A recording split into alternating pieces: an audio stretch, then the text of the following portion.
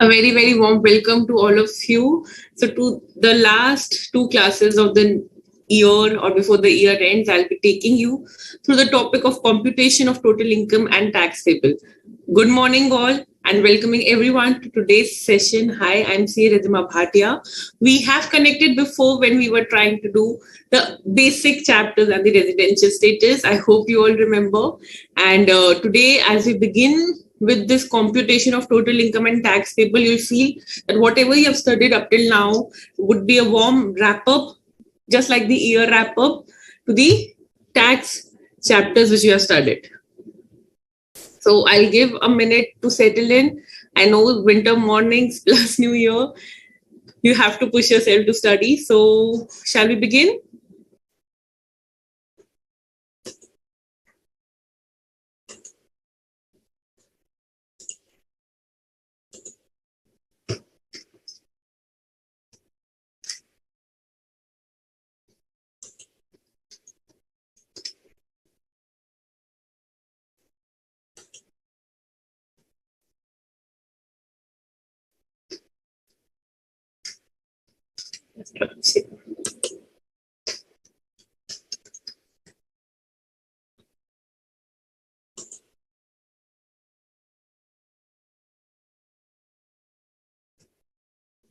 So I see very familiar name. Welcome back. Okay.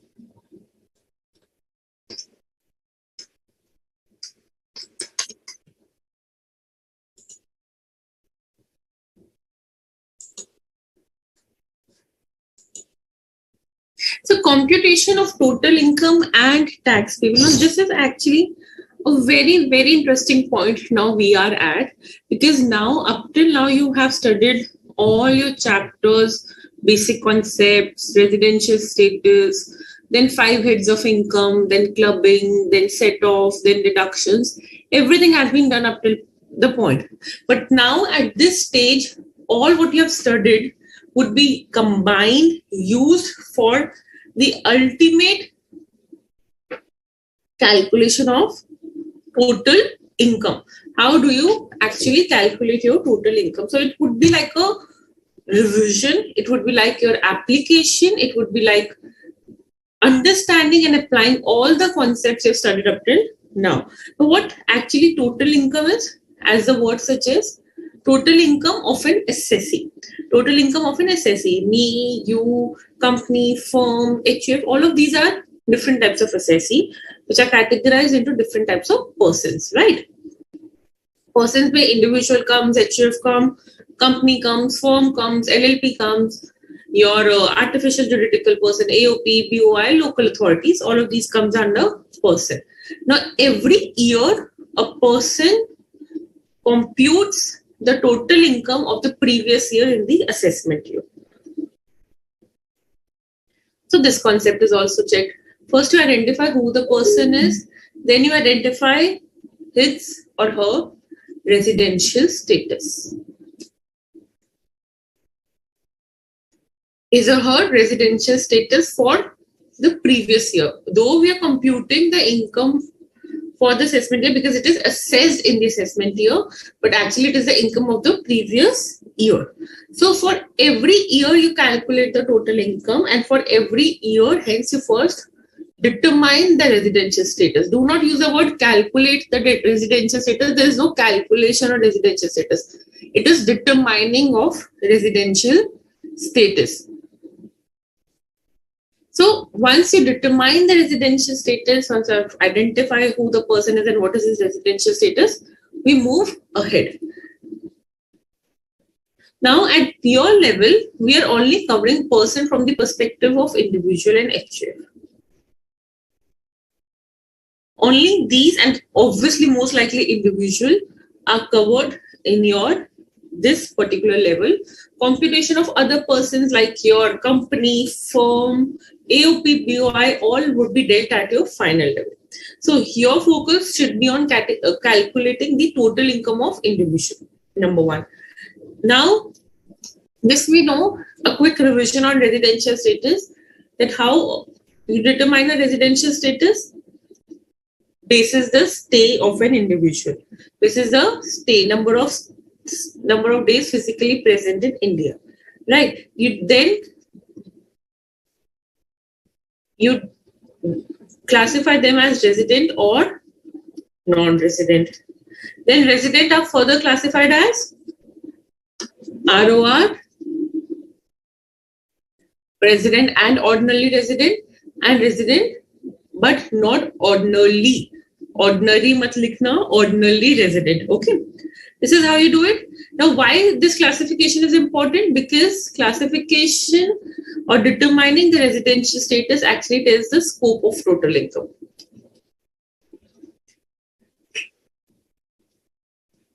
Sorry. It tells us the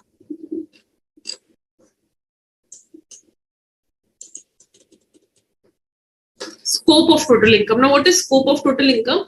That how much a person basis his residential status would be taxed in India. Ab Indian taxation kar rahe ho, you're not doing any other country's taxation, you're doing Indian taxation. So how much of a person total income would be taxed in India? Because a person might have incomes from so many sources, but whether all of that would be taxed in India or not. So if you're talking about ROR, his entire income, irrespective of the source, irrespective of the place it is received, which is accrued during the year, would be taxed, or received during the year, if not taxed earlier, would be taxed. Correct? For RNOR, his Indian income plus any income from the business outside India but controlled from India. And for a non-resident, only his Indian sourced income. This is something like a revision or a wrap of what we have done up till now. Yahan tak I hope no one has any problem.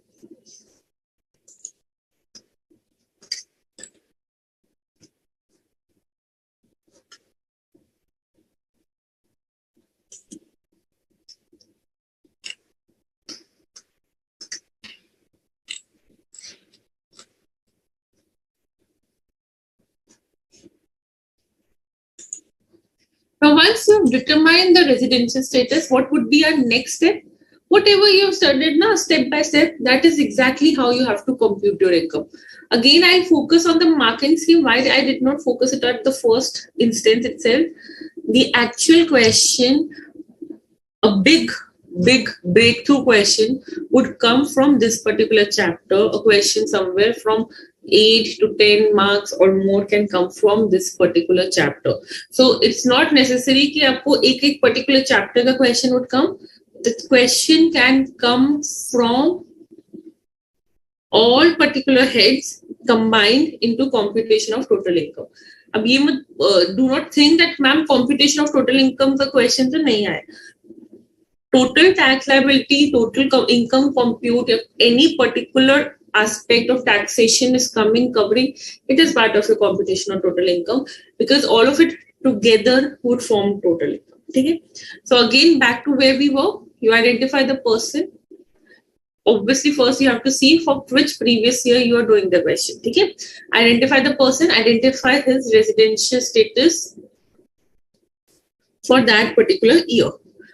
What will happen now? Since residential status is determined, the scope is determined. Correct?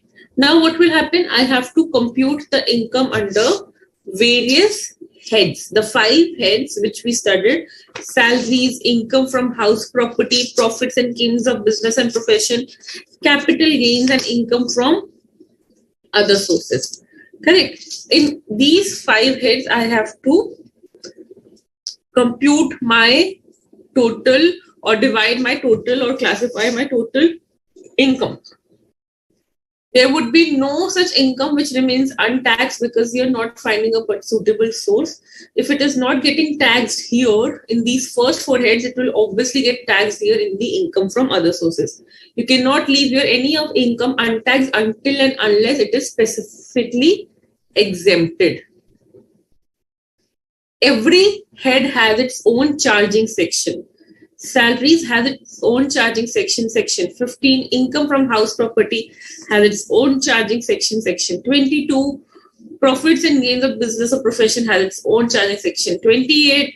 Capital gain has section 45, and this is basically tells me under section 56 itself what would be taxable. Now, charging section tells me what particular income would be taxed in particular head. कौन सा income इस section इस particular head में charge होगा. Section 15 के according, whatever you're receiving from the employer-employee relationship, tax at due or receipt basis, whichever is earlier. House property में income or the annual value of a house which is owned by a person, of a house owned by a person. So house should be there, ownership is important. Profits and gains, there's an exact list of profits and incomes from business, profession, vocation, plus other things included. Capital gains में income, basically gains transferred, gains coming from the transfer of a capital asset would be charged in the year of transfer.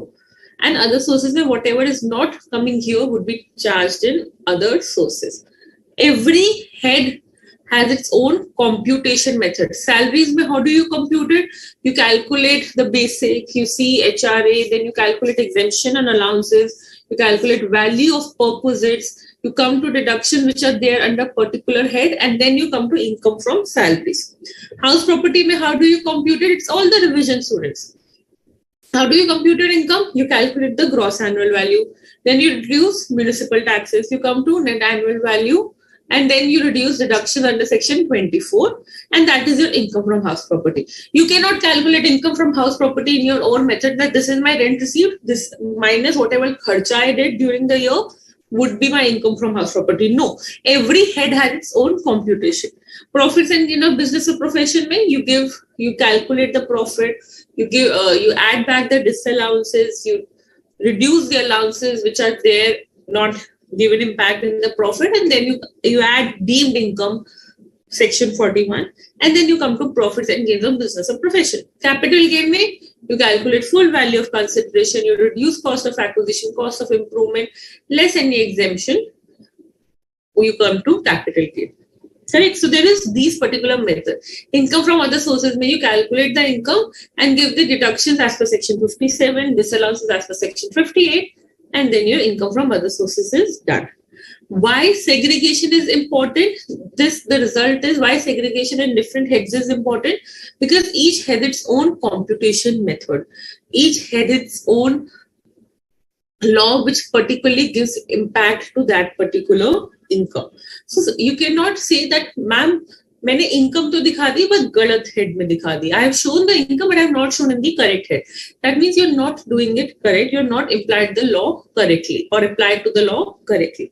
So it is very important to understand the charging section and then segregate each of your income into these 5 heads. There is no 6th head. There is no other kuch extra head. Every type of income a person is earning can be classified in these heads. Yes, again, having said that, for me, something can be a profit and gain of business and profession. For you, the same thing can be capital gain. It will depend upon the intent. It will depend upon the regularity of the transactions. It can be different from person to person. Okay? यहाँ तक किसी को कोई doubt? This is all, you will say, okay, these are all the wrap up of what you have understood, because now this chapter is like pouring a thread into flowers to make it a garland, right? So यहाँ तक अभी तक किसी को कोई doubt? This is just a revision of what we are doing. मजा कब आएगा? Where we'll start doing the questions.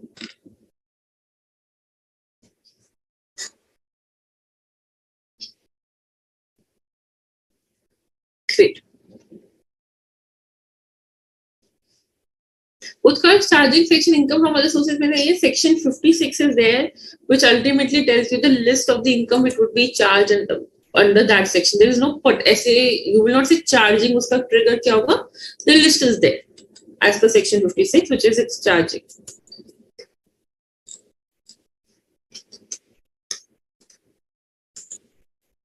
So now once you have computed the heads of income, आपने एक particular heads में सारा income डाल दिया, सब कुछ कर लिया. Now what?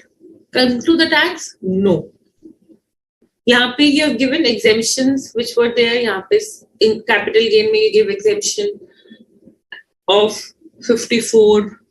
Profits and gains may you make the deductions which were there. Salaries may you give the exemption for allowances. यहाँ पे particular heads का deduction and exemption दे दिया. Correct. Now what would be the next step? To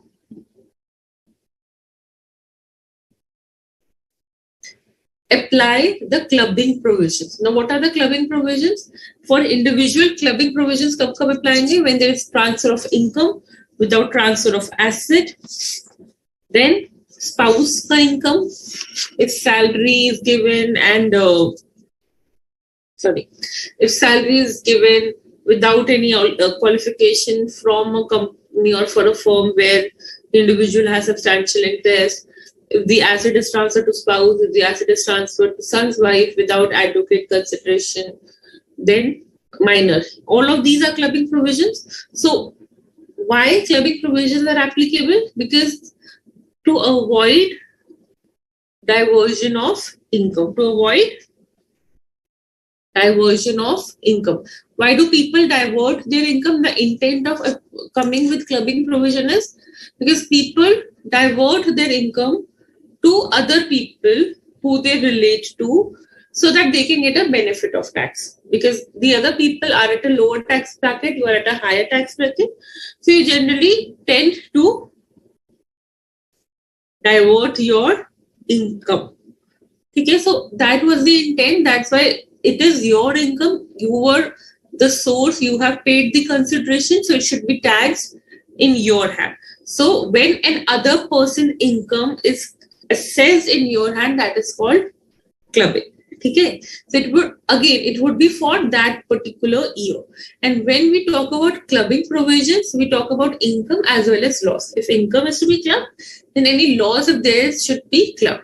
And the income which should have been taxed otherwise in other person hand, in the same way it would be taxed in the person in whose hand it is clubbed. So if for the wife it was income from capital gain, it would be clubbed as income from capital gain in my hand. As in, if for the spouse it is income from capital gain and it has to be clubbed, it would be clubbed in income from capital gain only.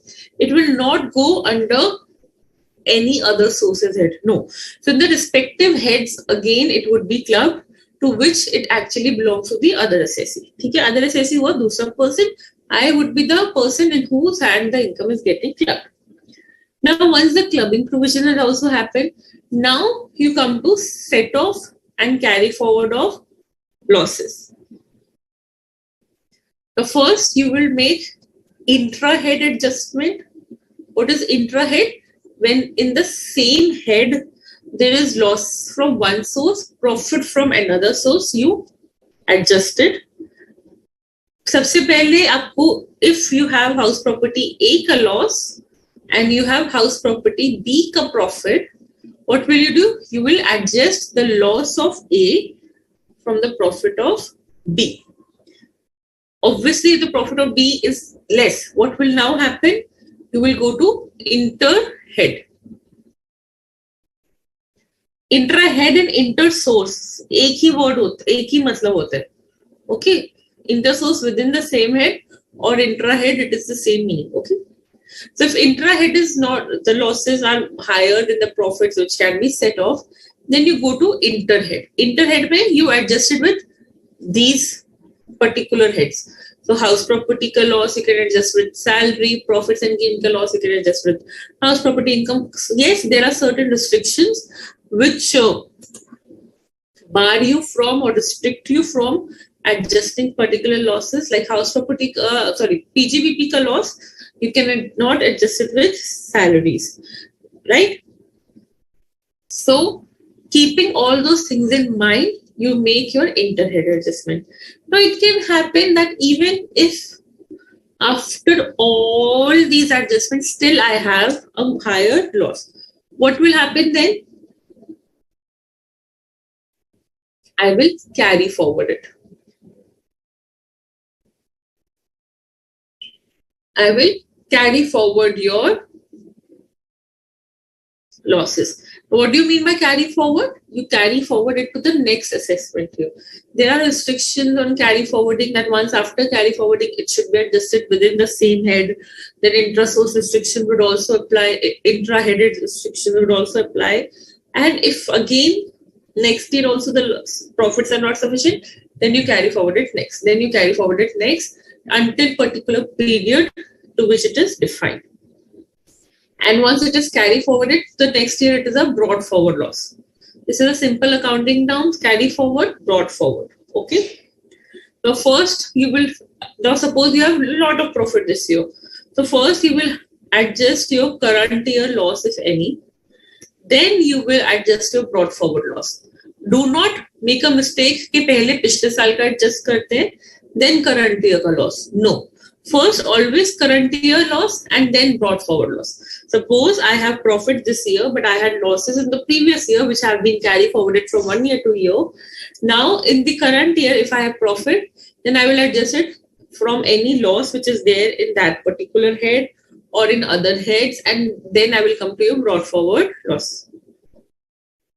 Clear? Now, this chapter is ultimately your test or a revision of all chapters. So, kahin pe bhi if the concept is weak, yahan pe understanding would be a task. Okay. So, make sure that this chapter you do it towards the end when you have done all heads of income, when you have done clubbing provisions, when you have done set of carry forward, and when you have done deductions. Question करेंगे और better समझ आएगा. So please have your calculators also ready. Okay. Now, when all of this tam-cham is done, you have heads of income, you have included other person's income, you have set off the losses. What will happen?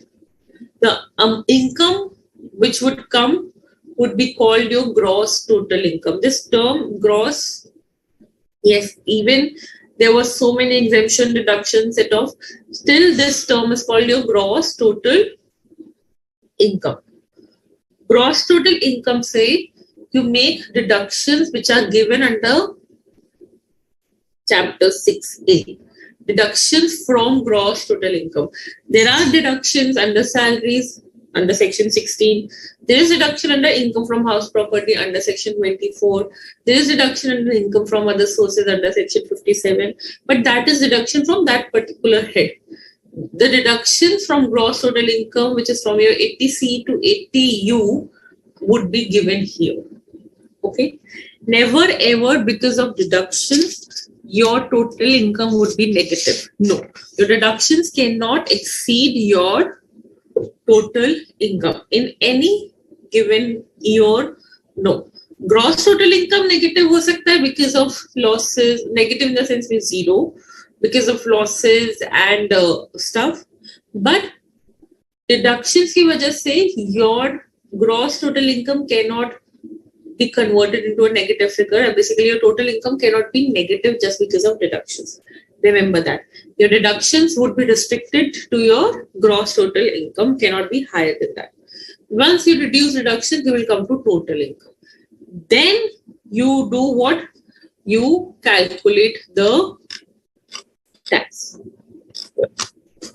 अब total income पे we calculate the tax. अब tax पे जाने से पहले total income का concept clear? I'll go to tax quickly and then we'll do questions because questions would be the best thing to understand. Tax rate we already did. किसी को tax rate revise करना है particularly?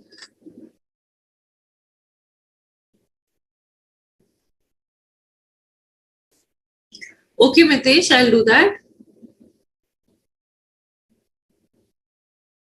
Any particular thing would you like to revise?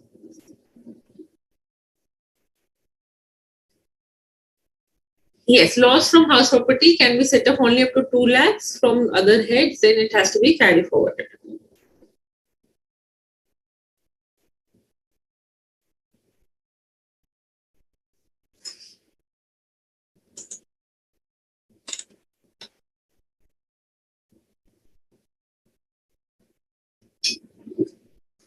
Okay, just remind me towards the end, I'll make a revision of it. So tax rates, please remember one thing. I'll not go into deep into tax rates and surcharge rates. Surcharge rates किसी को revise कराना है? I'll be very happy to do because I want to do more full-fledged questions with all of you.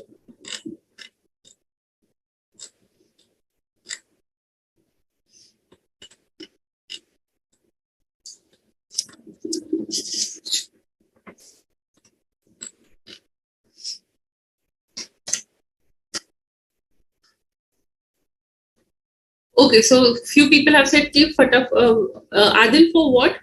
The surcharge rate or tax rate? 115 BSc definitely करेंगे, but it will be done in the next class. Check TDS TCS. इसमें नहीं कर सकता कि कुछ particular section में doubt होगा, so please take it in the next class from me. Okay? I'm coming to that.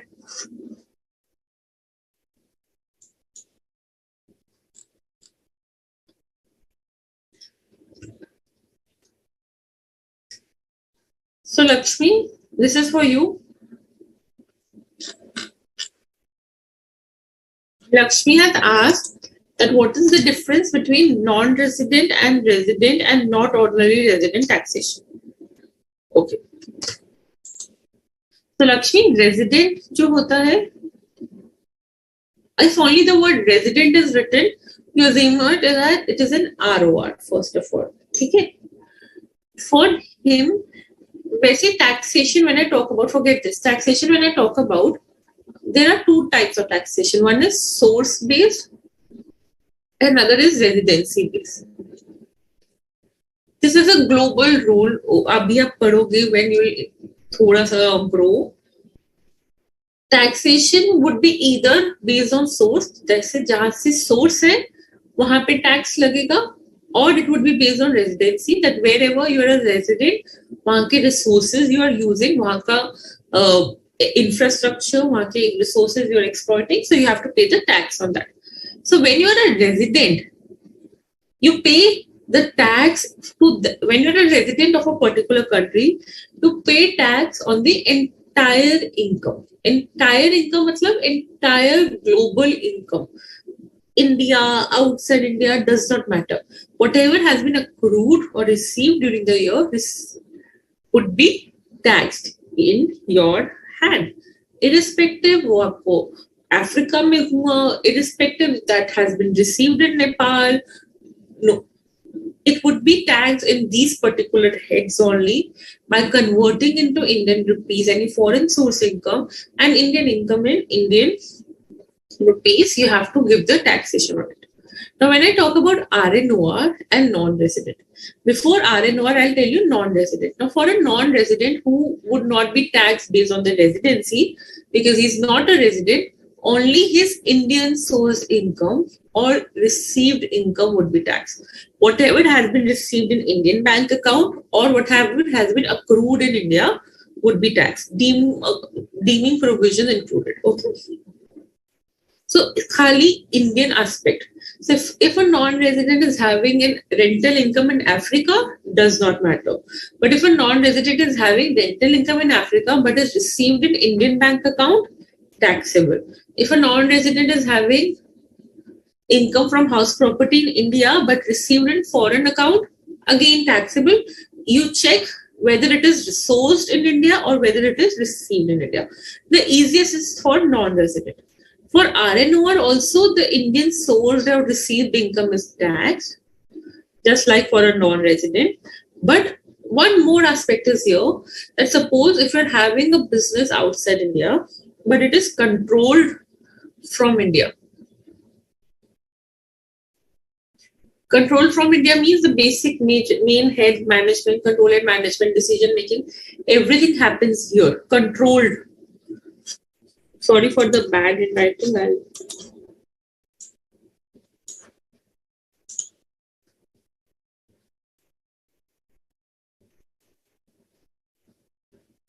Controlled from India.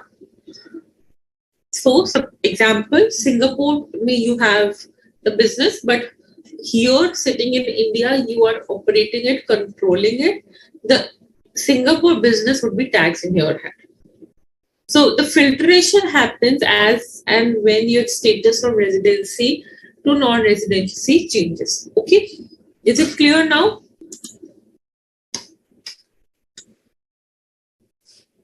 No problem, Alok.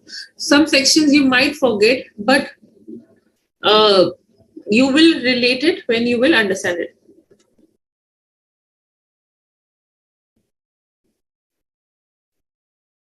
Sankaran, I will do all the questions, okay? Utkarsh, if income is earned in Nepal, received in Nepal, but he's a ROR, it would be tags in his hand, okay?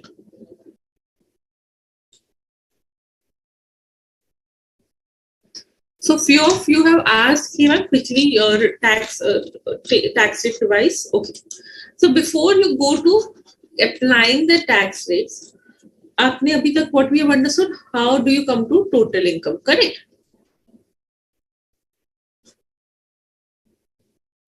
Once you have arrived to total income, what you have to do is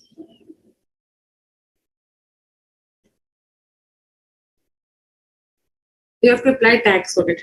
No suspense, obviously no suspense. But while applying tax, be very careful. There can be some special rate income and there would be other than special or normal tax income. Now, since for individual, the taxation happens as per the slab rate. Your income is divided into slabs, and for each slab you have a rate. Okay, so there are but some special rate which are flat rates. Flat rate means flat 20%, flat 15%, flat 30%, like that. So remember, while computing tax, the income on which special rate is there, that would be a special rate income, segregated, and on the remaining income, which is other than your special rate income, you have to apply the normal tax rate. My total income is including both the special rate and remaining normal slab rate income. But when I'm doing the taxation part, I have to segregate special rate income. Special rate income pe I will apply special rate. Remaining income pe I will apply slab rate. For example, if I have 20 lakhs per income, but out of this, capital gain of section 112 is 5 lakhs. So 5 lakhs pe I will apply my 20% and 15 lakhs pe I will apply slab rate. I will not apply slab rate at 20 lakhs and then I will reduce the tax of 5 lakhs. No. Segregate your income into special rate and other, and special rate pe special rate income pe special tax rate, others pe slab rate. Okay. But at your level, see, there are not n number, but there are good numbers of incomes on which special rates are there. Depending upon the type of income, the residential status, the special rates are defined. But for you at this particular level, you have to remember only few special rates, which is section 112, long-term capital gain 20%. Section 112A, long-term capital gain on equity shares, equity-oriented mutual funds, unit of business trust on which STT is paid 10%, but on an amount exceeding 1 lakh. 11A, same short-term capital gain of equity shares, listed equity shares, equity-oriented mutual funds or business trust on which STT is paid 15%. 115BB, which is your casual income like crossword puzzles, lotteries, winnings from horse races, all of these tags at a casual rate of 30%. And A ka 115BE kar lena, which is your undisclosed income. Okay, only these special rates you have to remember. No other special rate you have to remember. In pay, you apply special rate. Baki pay, you apply slab rate. Remember to give unexhausted basic exemption limit adjustment for 112, 112A and 111A in case of resident individual. Okay. Now, listen carefully. I have 20 lakhs ka income. Okay. Out of which 5 lakhs is my 112A wala gain and 15 lakhs is my normal slabs. 5 lakhs 112A wala, 15 lakhs is my normal slab rate wala income. Now, ISPE, how would you apply the rate? Would you apply it on 5 lakh? No. You would apply 4 lakh pay 10%. Correct. That does not make my income reduced to 5 minus 1, 4. My income has not reduced by 1 lakh because of section 112A. Income would be 5 lakhs only. But while applying the tax, I will apply the tax on the gains exceeding 1 lakh. Okay. Never reduce your income to 4 lakhs in case of long-term capital gain. Income pura 5 lakh ka 5 lakh. 1 lakh is not the exemption in income. No. It is an exemption while calculating the tax. So while calculating the tax, I will apply 4 lakh pay 10%, 40,000 and 15 lakhs pay slab rate. But I will not show that my income has reduced to 19 lakhs because of 4 plus 15. No, it is 5 plus 15 only. But remember, especially people make mistake under 112A, वो 5 lakh को reduce करके 4 lakh लिख के उस पे 10%. No, the tax rate might match, but your income computation would be wrong. Clear? Now, once you have calculated the tax, now what is the tax rate? Special rate we did. Normal rate is up to basic exemption limit, there is no tax. What is the basic exemption limit? In general, for individual or HUF, it is up to 2,50,000. So if you have an income, total income of 2,50,000, there would be no tax. Then 2,50,000 to 5 lakh, 5%. 5 lakh to 10 lakh, 20%. 10 lakh above 30%. 7 lakh मेरा income है तो पूरे 7 lakh पे 20% नहीं. Divide your income into slab.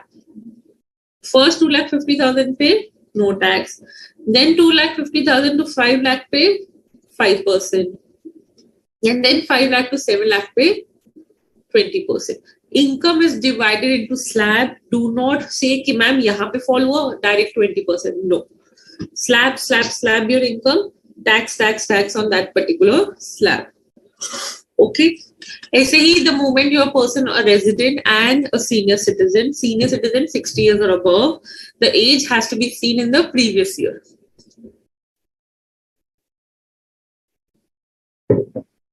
Basic exemption limit increases to 3 lakhs and then the slab goes the same. 3 to 5 lakh 5%, 5 lakh to 10 lakh 20%, 10 lakh above 30%. And if you're a super senior citizen, then up to 5 lakh no tax, 5 lakhs to 10 lakh, see the 20%. Okay. And 10 lakh above 30%. Once you have calculated this, calculated the tax, then you have to see surcharge. There can also be a rebate concept, which is another contrary concept. Surcharge increases your tax. Tax on tax. Rebate is a reduction in tax. Rebate would be given only when you rebate क्यों देगा? जो for the people who are in a higher income group or a lower income group. Obviously in a lower income group. So if you have a total income, I'm not talking about special rate income. I'm not talking about normal income. I'm talking about total income. So if your total income is up to 5 lakhs, you will get a rebate of tax amount or 12,500, whichever is less. If your total income crosses 5 lakhs even by 10 rupees, you will not get any benefit of rebate. Okay. So I've seen thousands and thousands of people filing return of income as 4,99,900 to get the rebate. They stop because the moment you cross by 10 rupees, the moment your income crosses 5 lakh 10 rupees, 12,500 का tax तो आया. उसके बाद 10 rupees पे 20%, then says different. ठीक है? So rebate, always see for rebate when the income is less than 5 lakhs, but it is only available to resident individual. It is not available to HUF also. Okay, but rebate is not allowed on the income of 112A. It is only allowed on other incomes other than 112. And rebate is a concept of reduction. Surcharge is a concept of tax on tax. Surcharge is for higher income people. Higher income people. Now, what is the surcharge rate? Now, this is very interesting. It would be surcharge rates are flat rates. This is the rate which you apply on the tax. You do not apply the surcharge on your income. We will do each question. Just wait for 5 more minutes. Concept is revised and then we'll do the questions. Okay. So suppose my tax is 4 lakhs. I will apply surcharge on 4 lakhs, not on the income which is supposedly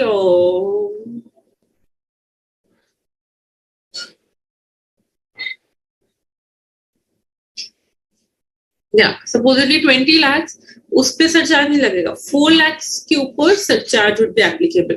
The surcharge would be applicable on special rate income also, plus my others जो slab rate करके whatever tax has come, उस पे total tax पे I will apply the surcharge. Now, how much is the surcharge? Surcharge depends upon my total income. Surcharge rate depends upon my total income. If the income is more than 50 lakhs, but is up to 1 crore, surcharge would be 10%. If the income is more than 1 crore, but is up to 2 crore, surcharge 15%. If the income is more than 2 crore, but is up to 5 crore, surcharge is 25%. If the income is more than 5 crore, surcharge is 37%. I mean, somewhere around 45% tax आप दे देते हो when you are earning in over and above 5 crore. So total income की ऊपर surcharge does not apply. Surcharge applies on the tax, but the rate of surcharge is impacted by the total income. Whatever is my total income, including special rate income, whatever is my total income, उस पे I'll see whatever surcharge is happening. उस surcharge का rate किया. So suppose अभी तो इससे 20 lakhs है तो इसमें नहीं लगा. Suppose the income is 70 lakhs. So 70 lakhs की income पे whatever tax is coming, on that tax I will apply surcharge of 10%. Okay, simple. But यहाँ पे एक और problem है. Just for the revision quickly, surcharge rate for the income which is 112, and ये आएगा because it is a change from Finance Act 2022, 112A, 11A. The surcharge on these income cannot exceed 15%. Cannot exceed 15%. Ma'am, example.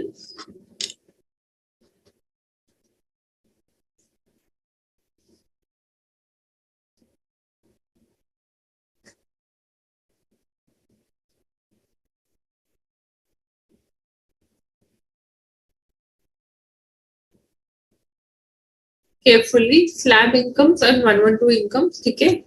उसके बाद आया मेरा total income.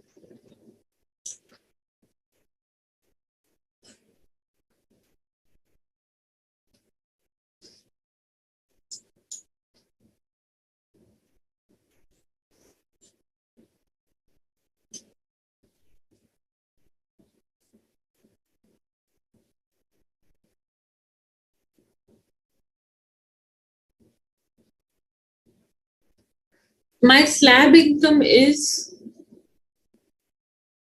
and also dividend, sorry. This we have done though, but quickly I'll take 2 minutes more.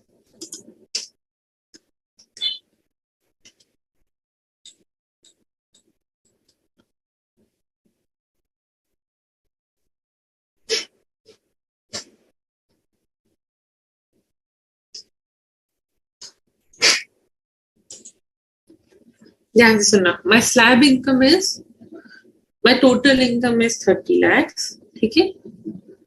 112 में the income is 10 lakhs. Slab income is 20 lakhs. Surcharge would be there No. Why? Because total income is 30 lakhs. What will happen? 20 lakhs पे slab rates, 10 lakhs पे 20%. Total किया, tax आ गया. Okay. Now my slab income is 40 lakhs. My 112 income is 15 lakhs. Total income is 55 lakhs. Surcharge would be there? Yes. How much? 10% flat. There is no problem. यहाँ जब तक आपका income 2 crore से ऊपर नहीं जाता, you don't have to worry about. Okay. Slab income is 1 crore 10 lakh. 112 income is 60 lakhs. Total income is 1 crore 70 lakhs.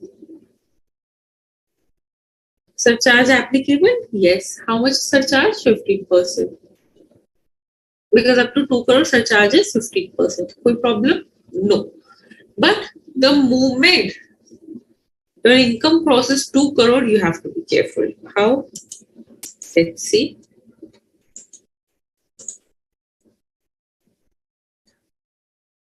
Slab income is 2 crore 10 lakhs. Capital gain income is 30 lakhs. Total income 2 crore 40 lakhs. Now surcharge is applicable. Yes. How much? Ma'am, you told 2 crore के ऊपर income है, surcharge rate would be 25%. I told okay 25%. जो भी tax इस पे आया 25% कर दो. No. I also told when the higher surcharge, because these were the two higher surcharge rates of 25 and 37% introduced a couple of years back. Higher surcharge rate. Pehle it was only 1050. But these higher surcharge rate, which were introduced a couple of years back, revolted the Indian stock markets. Okay? Because there are many foreign investors who are investing in equity markets because of attracting the rate. Okay, the moment these higher surcharge rate came into picture, they revolted. So that's why they capped the surcharge rate for capital gains coming from long-term nature and 11A short-term capital gain of equity markets and your dividend. Okay, unpe higher surcharge applicable nahi hoga. Only those income. I'm not saying special rate income altogether pe higher surcharge applicable nahi hoga. No. I am saying only on these categories of income 112, 112A, 111A and your dividend income. Okay. उन पे surcharge applicable नहीं हो. Higher surcharge applicable नहीं होगा. Any problem? So on 30 lakhs, what would be the surcharge rate? 15%. Okay. So 2 crore 10 lakhs pe whatever tax has come, us pe 25% surcharge.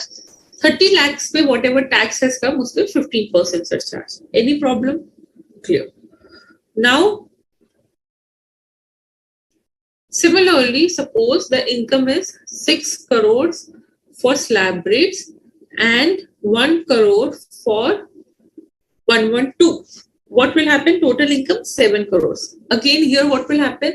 6 crore ka income pe 37% and 1 crore ki income pe again 15% because the surcharge on this special rate income cannot exceed 15%. ये mind में रखना. It cannot exceed 15%. The moment the income crosses 2 crore, it cannot exceed 15%. You will say कि ma'am ये तो 30 lakhs है, इस पे 10% क्यों नहीं लगा? ना बाबा, 15% तो है ही minimum. 15% would be there. But 15% से ज़्यादा there would not be a situation for 112, 112A, 111A and dividend income. Okay.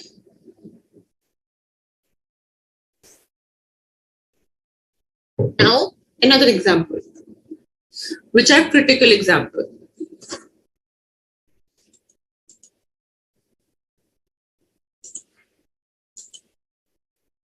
Now, these two are critical examples. Please listen carefully.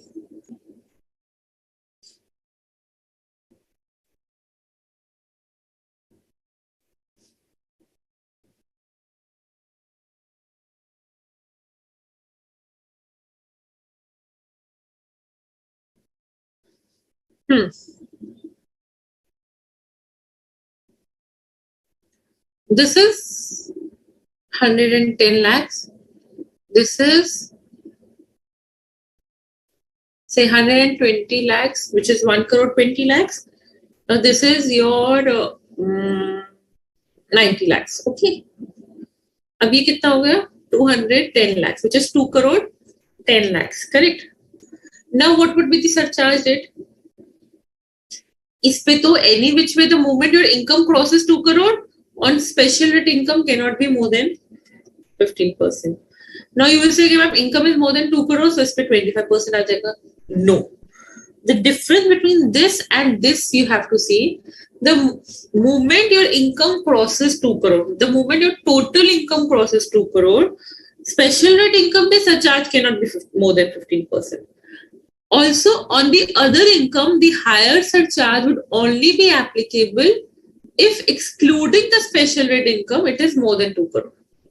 If excluding the special rate income, it is more than 2 crore. But excluding special rate income is it is not more than 2 crore, right? It is less than 2 crore. Even if my total income is more than 2 crore, but excluding this special rate income on which higher surcharge is not applicable, the other income is not more than 2 crore, right? So, it would be 15% only. It would not be 25 and 15. Case number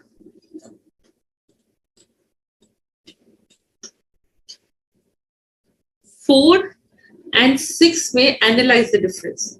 यहाँ पे the income excluding the special rate income on which the higher surcharge was not applicable was more than 2.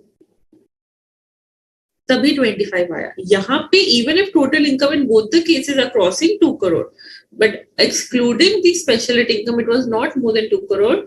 We applied 15%. Okay. Same goes for case 5 and 6. Let me just do one for you. यहाँ पे income is 4 crore 80 lakhs. ठीक है? And this is 30 lakhs.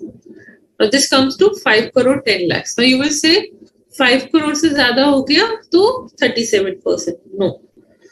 30 lakhs पे तो 15% fixed है.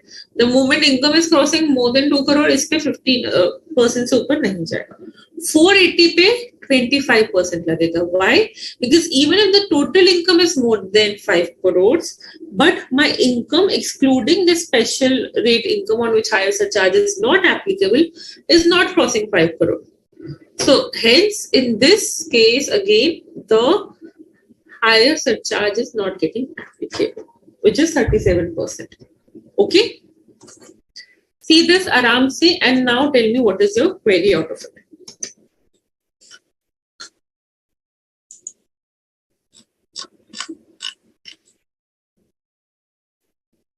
Kavita, please stick your queries to what Abhi is asked.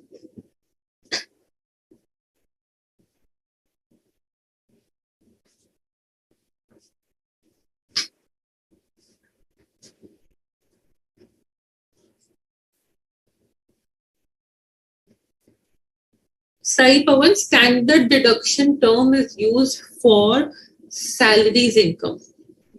Abhi I'm coming to Vedant, I'm coming to says salary income पे आपको standard deduction मिलता है of 50,000. So on that, whatever your salary income is, you will get a deduction up to 50,000. Computation का question Thagesh, it is compulsory in the sense कहाँ से बचोगे tax computation आपको हर जगह करना है. 50 lakhs के केस में नहीं. The 5th and 6th case which I discussed is only applicable when the income is crossing 2 crore. That income, the moment it crosses 2 crores, then you have to be careful, and when it crosses 5 crore, then you have to be careful.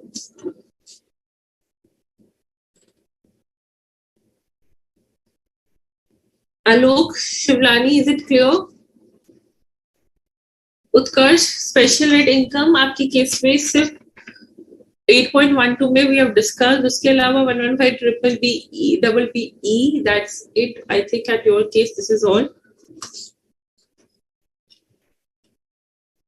Jyoti, we will do 115 BAC. सब 115 BAC के पीछे wait करो guys.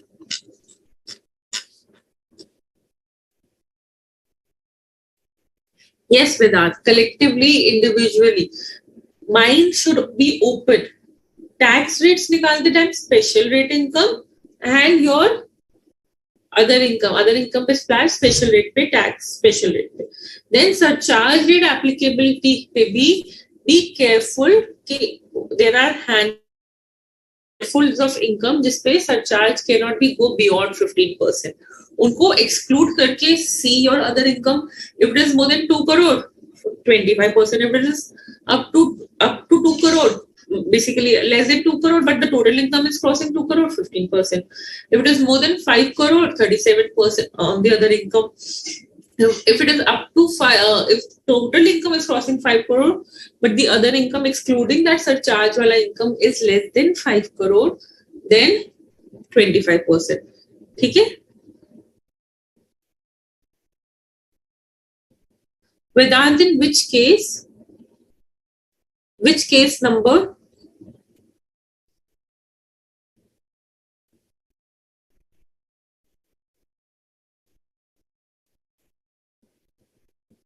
So, Dianesh and everyone, please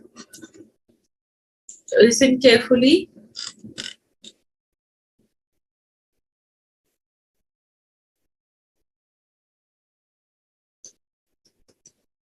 या total income मेरा हमेशा special rate income और सारा income करके होगा. ओके, यहाँ पे 30 लाख पे पीपल आर आस्किंग मैम 15% क्यों लगाया? 4 पे भी मैंने 15% लगाया, दोनों पे 15% लगाया. वाई? यहाँ पे 90 लाख पे भी 15% लगाया. सी द मोमेंट, ध्यान से सुनो, पहले सरचार्ज के लिए आप you will always see total income. Total income more than 50 lakhs, 10%. Total income more than 1 crore, 15%. Panga happens from which point? When the total income crosses 2 crore or when the total income crosses 5 crore. Jab tak the total income is up to 2 crore, you know that there are fixed surcharge rates, either 10% or 15% up to 1 crore and up to 2 crore respectively. Correct? वहां तक तो किसी को problem ही नहीं. Where does the panga happen? Where this third column, which is my total income, crosses 2 crore and there is special income on which there is a capping of surcharge. Capping of surcharge means surcharge इससे ज़्यादा नहीं हो सकता. Okay. And there is an income where there is a capping of surcharge. Right? वहाँ पे the panga happens. Now, 2 crore की income पे irrespective of whatever type of income you have to pay 15% surcharge, right? Even if you have 5 lakhs का capital gain, but other income is your 1 crore 10 lakhs, तब भी आप 5 lakh के capital gain पे 15% ही दोगे ना? Even if your income is just 1 lakh also, this income is even 1 lakh. ये वाला case को मैं अगर करूँ 1 crore 80 lakhs and this is 5 lakhs, this is 1 crore 85 lakhs. तब भी पूरे income पे 15% ही लगेगा. Here you did not ask कि मैम why 5 lakhs पे 15% लगा है? No. Total income, the moment total income is more than 1 crore but is up to 2 crore, the entire income would have a tax of surcharge of 15%. Correct? Panga happens where the income crosses 2 crore or 5 crores.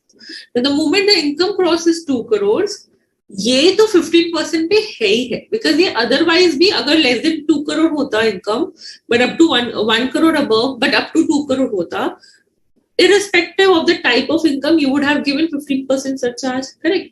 So now the moment the income is crossing 2 crore, यहाँ पे 15% surcharge so is applicable in all the scenarios. But other income पे कौन सा surcharge would be applicable? That you have to see, excluding this income, whether it is crossing 2 crore or whether it is not crossing 2 crore. If it is crossing 2 crore excluding this income, then 25%. If it is not crossing 2 crore excluding this income, just like in this case, then 15%, even if my total income is crossing 2 crores. And same applies to 5 crores. समझ आया?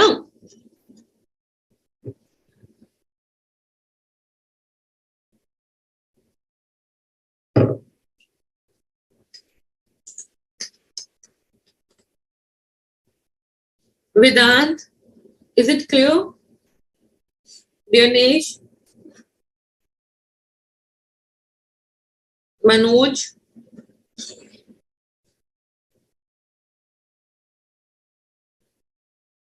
correct. Dinesh, surcharge on special income, not on all special income. Dinesh, surcharge on special income, which is 11A, 112, 112A and dividend. ये 4 चीजें आपको याद रखनी है. Okay.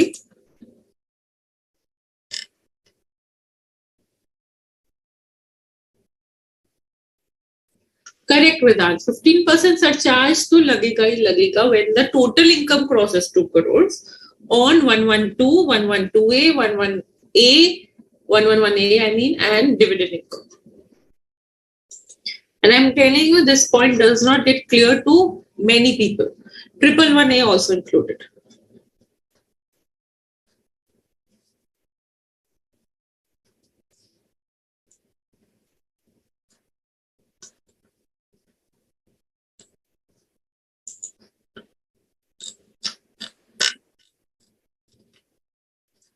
Chale?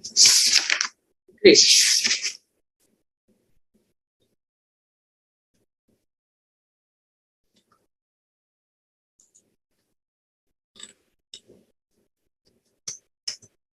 Okay. Now, once you have added surcharge and cess, what will happen now?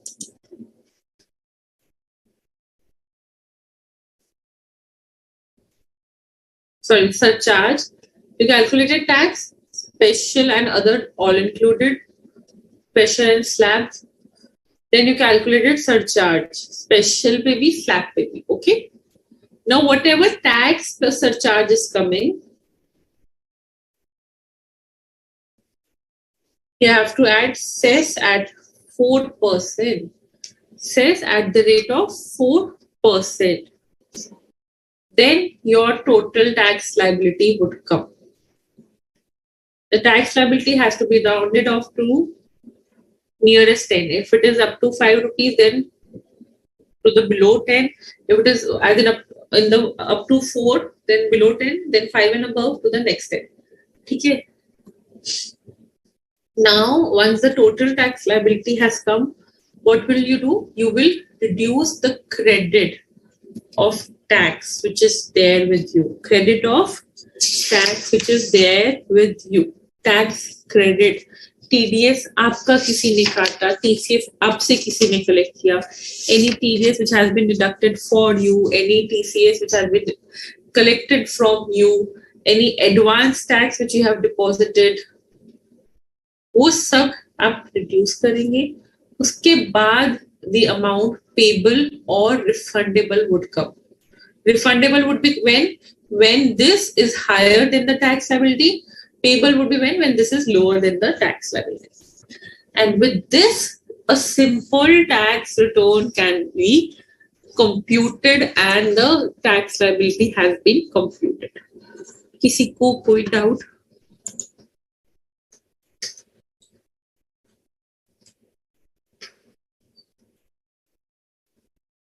If a question of LTCG come, higher surcharge would be 15%.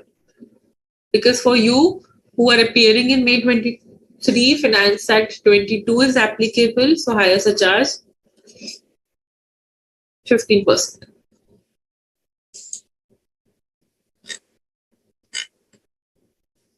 Now, everyone, let's do one question. बीच में AMP है, 115 BAC है. Do not worry. I am here. We have one more class. We have one more hour to go, more than one more hour to go. So do not worry. We will do all of it.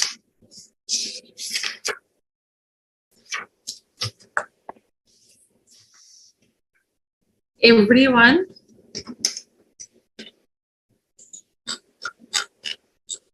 Now, how a question has to be done, we will do it, okay?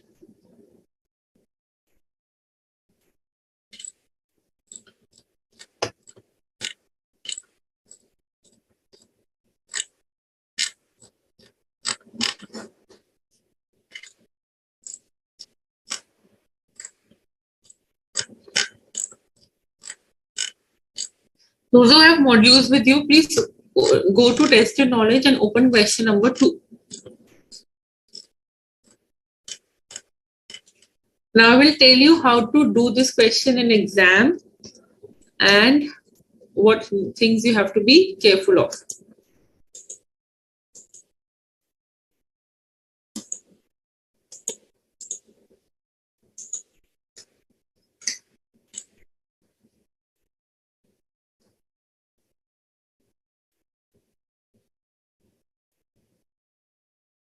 Petliwada, very good question. Petladwala, very good question. If your income is 5 lakh, total tax liability is 12,500, then rebate would be 12,500 or including cess amount. Rebate and surcharge both have to be calculated before cess. So, rebate has to be calculated before cess. Similarly, surcharge also has to be calculated before cess. So rebate आपने compute कर लिया, उसके बाद अगर rebate की वजह से the tax would be mostly nil. If not, then you have अगर 112A है, then you add cess. Okay.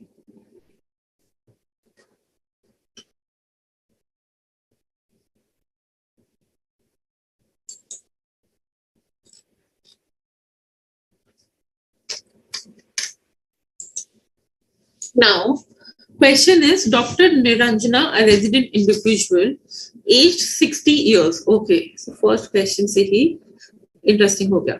Question जब भी आएगा, mark this. Resident individual, age 60, is running a clinic in Surat. Her income and expenditure account is given and March 23. ठीक है? अब हमें all of this question has given P&L account दिया हुआ है, no problem. Some transactions and adjustments are given. What do I have to compute? I have to compute total income for assessment year 23-24 and यहाँ पे दिया हुआ है 115 BAC ignore कर दो. So अभी no worries of 115 BAC. Oh, okay. So यहाँ पे first of all question, what does question say? Be very careful. Computing total income, bhai, do not go and compute tax on it. No, the question is of computing total income, restricted to computing total income. The question is of computing total tax, show total tax. Okay, so we have only total income compute करना है. किसका? श्रीमती नागार्जुन का. Sorry, not Nagarjun, Niranjana ka. Whenever you start the question, do not forget to show the heading as this. People, if you want 100 marks in your attempt or whatever you have attempted should be right, focus on presentation. No one tells you, but focus on presentation, focus on this. Whatever you're computing depreciation, right? Depreciation for so-and-so person for so-and-so period. I'm computing total income, computation of total income of the assessee, assessment year 23-24. Yahi se things get clear. When the question is of total income, I have to compute total income. Total income 5 hits आएंगी, कोई problem नहीं है. बाकी all other workings, which are major workings. If the question is small, I can do the adjustment in the left-hand column itself. But if the question has so many adjustments, all workings would go in my working note. Okay, now let's pick up one by one whatever the question is saying and let's do the entry. What all is there? First, medicine consumed, staff salary, hey, and clinic consultants, consumables there, rent paid, administrative expenses, amount paid for scientific research, approved.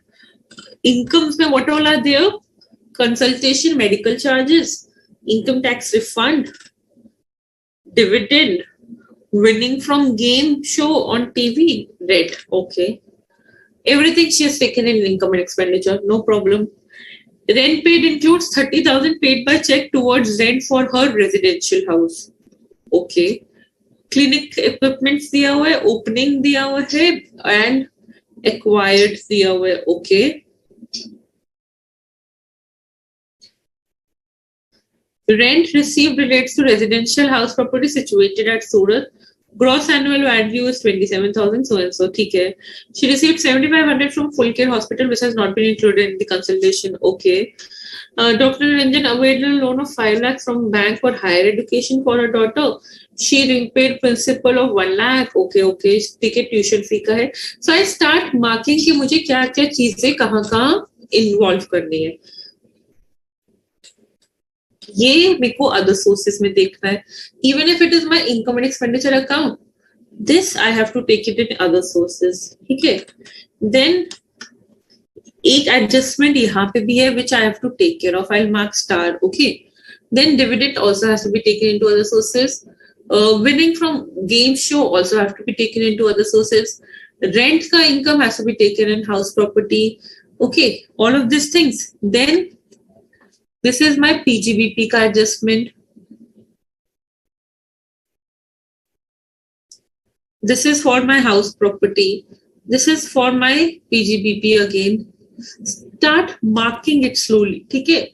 This is my ATE. This she paid 1 lakh as tuition fee. I'm telling you how to attempt it. Not in the nature of development fees, donation to the university for full-time education of her daughter. ATC. An amount of 28,000 for medical insurance premium, ATD. Now, when I see and analyze the adjustment and start ticking it as and when you do, I have to do the question. सबसे पहले, is there any income which should be charged under the head salary? Sorry, this is, she received salary of 7,500. If you want to get good marks, please ensure, please ensure that you show the computation like salary, house property, PGBP, capital gain and other sources. Please सबसे पहले other sources मत compute कर देना. No, that looks very shabby. Okay, so go by salary, house property, PGBP, other sources. So capital gain, other sources. So she has received salary of 7,500. And which has not been included in consultation and medical charges. ठीक है. So 7,500 per month is from Full Care Hospital. This is my salary. So सबसे पहले I will make this income from salary 7,500 into 12, 90,000. Standard deduction कोई नहीं बोलेगा. You have to remember that you have to give standard deduction under salaries for 50,000. 40,000 here. किसी को कोई doubt यहाँ तक? Okay. Then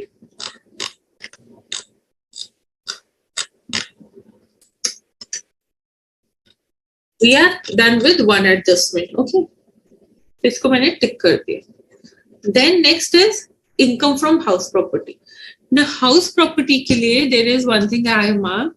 Rent received relates to, ये जो rent 27,000 का मिला है, relates to a residential house property situated at Surat. Gross annual value is 27,000. Municipal tax is 2,000. Paid in December 2022. Has been included in administrative expenses. Now, एक तो ये और एक इसमें से मुझे 2,000 reduce करना है. So now, when I'm doing income from house property, very simple. Income from house property, gross annual value directly is given. I will pick that. Less municipal taxes paid 2,000. 25,000 net annual value. Less 30% standard deduction. Again, no one will tell me I have to do this. Less 30% of standard deduction, which is under section 24A, 7,500. So my income, see, my last column, which is my outer column, is directly showing the total income from particular heads. वहाँ पे कोई खिचड़ी नहीं है. Okay. So same यहाँ पे भी आपको वैसे करना है. If the adjustments are not much, salary, house properties, show the adjustments in one column, middle column, take the total income in the last column, total income from that head in the last column. यहाँ पे ये सारी calculation मत करना. No, last column में always the head's income should be shown clearly. Okay, now total income from house property is also clear. Now we come to PGBP. So this adjustment is also done. इसमें administrative वाले में मैंने star mark कर लिया. ठीक है. Now let's do it. PGBP के लिए my starting point is this net profit of 4,40,400. Now, इसमें से first I will reduce all the income which are taxable under other heads. I will reduce 27,000. I will reduce 35,000 other sources में. I will reduce dividend income 10,500. I will reduce 5,450. ठीक है? These are the reductions. और क्या allow? अब ये तो income which are included in the total, included in the net profit should not be included in this head. Then I have to reduce for the depreciation. Depreciation equipments पे 5 lakh पे 15%, 2 lakh पे 7.5% because less than 180 days. ठीक है? अब यहाँ पे acquired by cost check लिखा हुआ है. यहाँ पे you will say कि मैम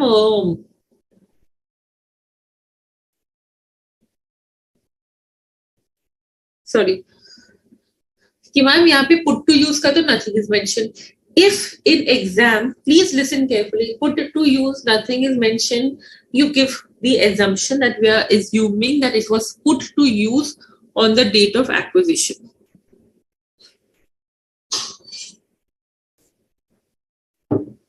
ठीक है? Any assumption which you make, and even if it is quite obvious, you have to write it. ठीक है? So put to use, आप कहोगे same date पे as acquisition, calculate the depreciation 5 lakh पे 15%, 75,000, 2 lakh पे 7.5%, 50,000. ठीक है? किसी को कोई doubt? 90,000 of depreciation. These are all the reductions. और कुछ reductions है, मैंने इसका भी adjustment कर लिया. साइंटिफिक रिसर्च का 100% रिडक्शन मिलता है, कोई प्रॉब्लम नहीं. ठीक है? Now coming to the, this is done.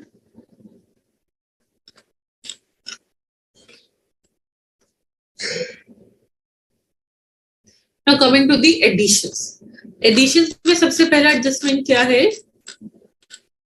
Rent paid includes 30,000 paid towards rent for residential house. That has to be added back. Why? Because personal rent not allowed. Then एक हमने यहाँ पे ये लिखा है municipal taxes include 2,000 for administrative expenses. That is also to be added back. ठीक है? Personal का administrative expenses not allowed. So उसके अलावा कोई भी business का adjustment नहीं है, यहाँ पे भी नहीं है. So my business income has come. My income from PGBP has also come to 3,04,450. Now other sources income, capital gain है नहीं. Other sources में let's see what will go.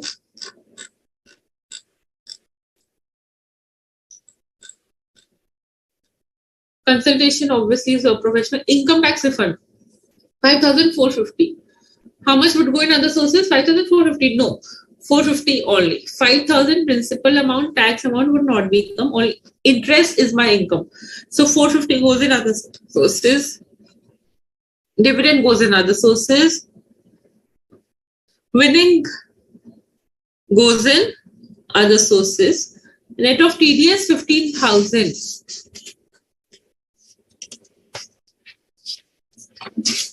ये net of TDS है guys. Winning from gain show which is 35,000 net of TDS है.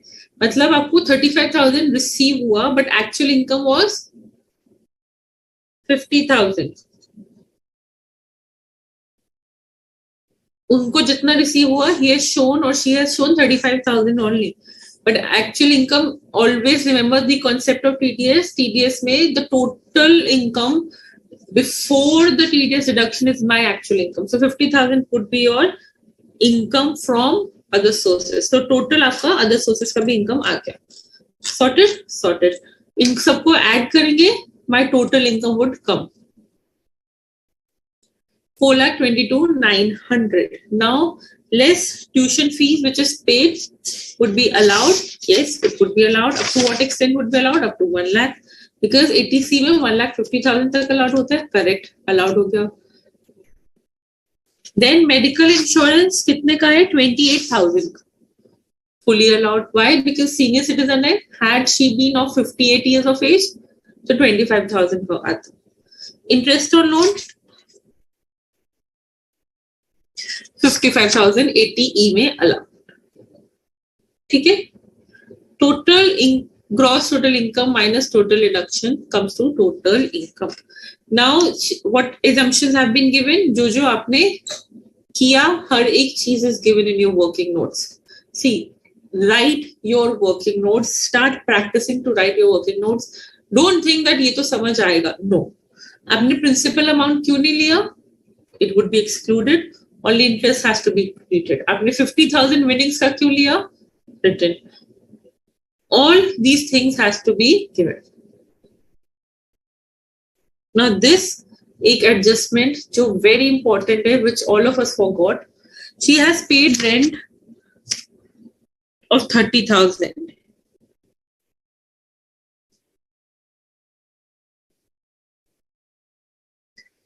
And at the same time,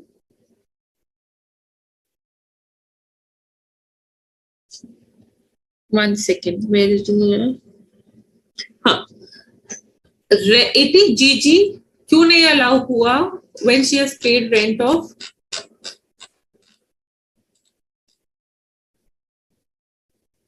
30,000? Why 80GG was not allowed to her? Because at the same area she is receiving a rent also.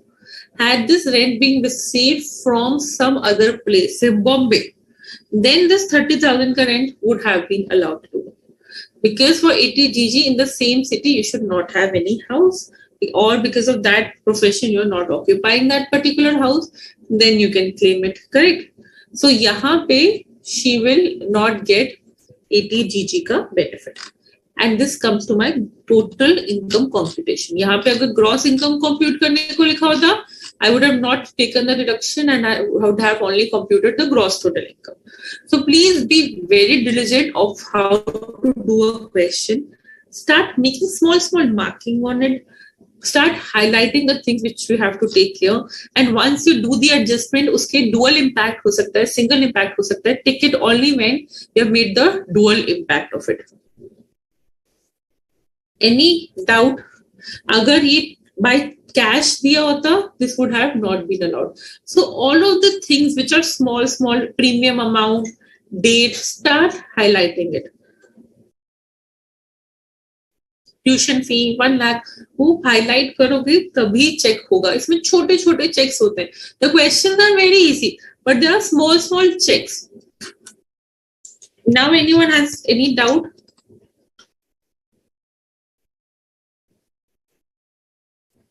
कविता, कहाँ पे doubt है income from profession में? आपका PGBP strong होना चाहिए to understand this.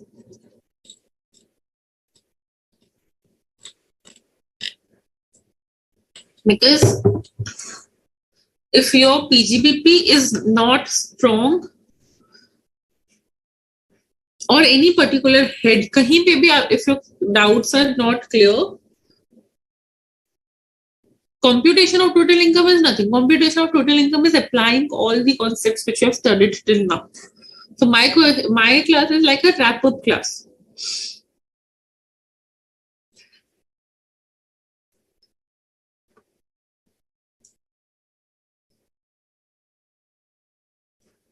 Manoj, wait, अभी 115 BSc जब नहीं कराया, please do not confuse yourself, okay? क्योंकि what will happen, I will answer you, but other people would not be able to delete. Correct? Some information is given for confusion, but start marking. Best way to do computation of total income is solve as many questions as you can.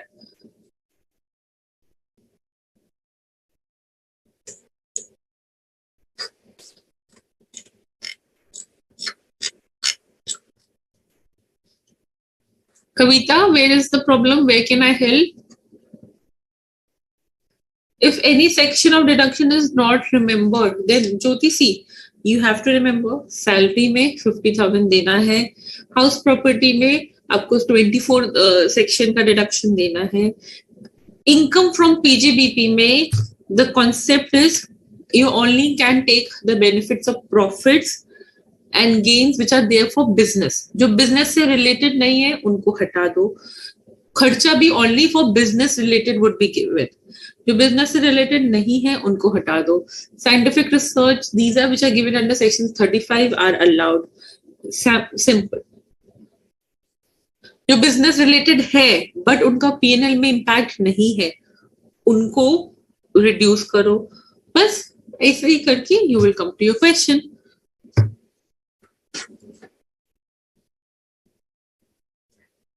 See, many information which would be given in question but still would not be given to you. Manoj has says कि ma'am हमें कैसे पता that 15% is the rate of depreciation? You have to remember it that on equipments 15% is the depreciation rate. Similarly, 50,000 is the standard deduction. You have to remember this.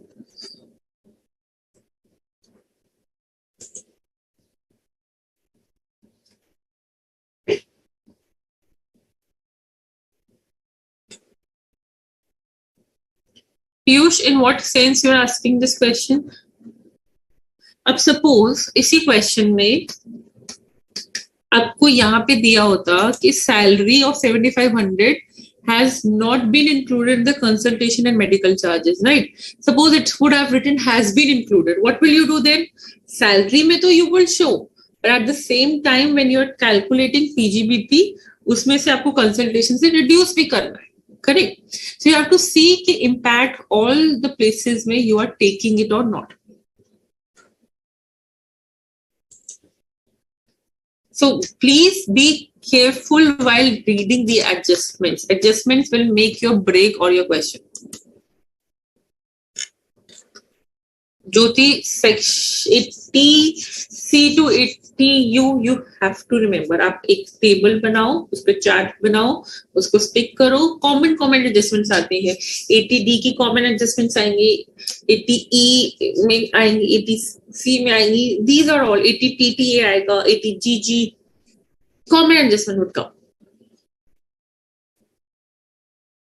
Kavita, rent paid is 30,000, which is payment वाला. एक receiving वाला rent भी तो है. Payment वाला rent जो 30,000 पे करा पर्सनल वाला, वो हमने रेंट में से एड बैक कर दिया. क्यों? क्योंकि वो ऑलरेडी रिड्यूस्ड है हमारा फ्रॉम द प्रॉफिट्स, उसमें हमने एड बैक किया because that is not allowed. Okay. And जो 27,000 वाला रेंट विच इज रिसीव्ड वो मेरा हाउस प्रॉपर्टी का इनकम है, सो वो हमने रिड्यूस कर दिया. और by chance gross annual value is also 27,000, इसलिए that is been taken in house property.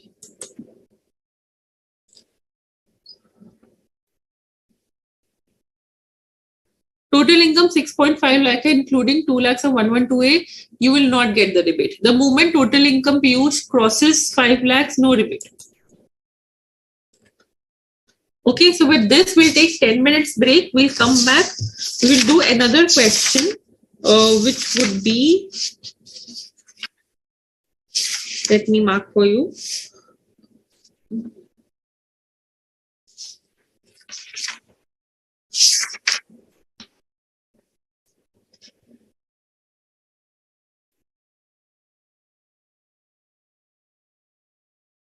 Question number 5. Okay.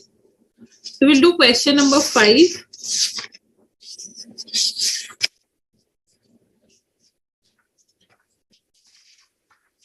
And meanwhile, in the break, you can do question number 4 also. Okay. So question number 4 and question number 5 we'll do, and then we'll do AMT. 115 BAC would not be done today. It would be done in tomorrow's class because I want you to be strong with the concept of it.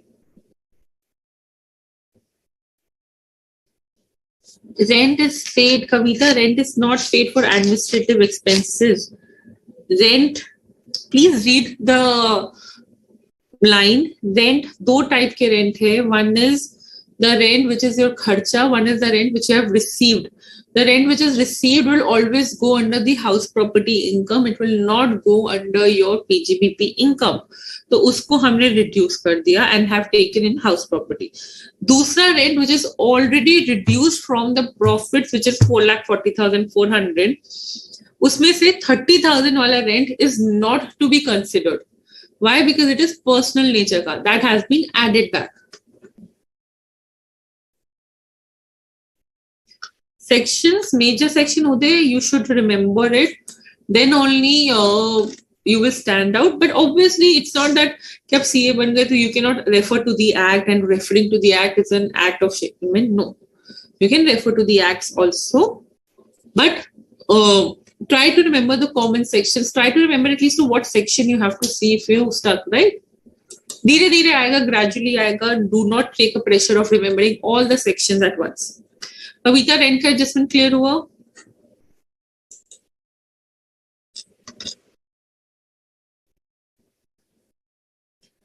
Scientific research का reduction, Priyanka, it is already reduced in the profit. PGBP strong नहीं है लोगों का. I have seen it now. PGBP का computation के questions करो full fledged. I am telling you this will, computation of total income को करने के लिए PGBP to be strong is very important. Scientific research is already reduced in the profits you have. Okay, so profits में से already जिसका impact आ चुका है, you will not make the impact. जिसका impact देना है उसका impact you will take. Okay, चाहे हटाने का हो या बढ़ाने का हो, जिसका impact already है उसको आपको कुछ नहीं करना. जिसको आपको हटाना है वो हटाओ, जिसको add करना है, अगर expenses ज्यादा है तो उसे एड बैक करो. इनकम ज्यादा है उसे रिड्यूस करो. इनकम नहीं कंसिडर करा उसको ऐड करो. Simple. Okay guys, we'll meet at 8:40. Quickly freshen up yourself, eat something, and we'll be back.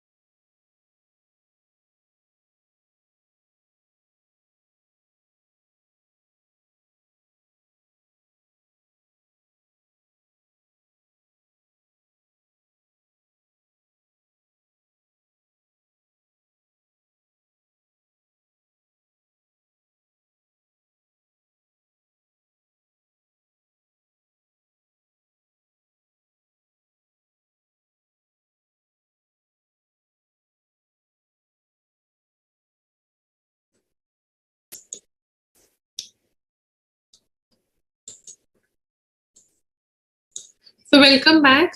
Now we will proceed with question number 5. Question number 5 में we'll understand tax liability का computation का कुछ aspect. Okay. 4, if you want me to do, I can do it because these questions will help you more if you self do them. I'll give you whatever questions you have to do for the class. Okay.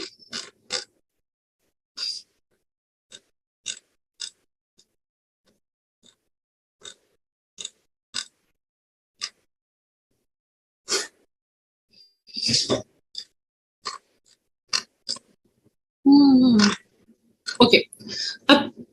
If you see the question, you say, it's a chota sa question, and you will not believe this question can come for 8 to 10 marks. So please focus. Bala Murugan finishes the following information for the year ended 31st March 31st March 2023. Income from textile business is a loss. Income from house property is a loss. Lottery winning is there. Speculation business income is there. Income by way of salary computed.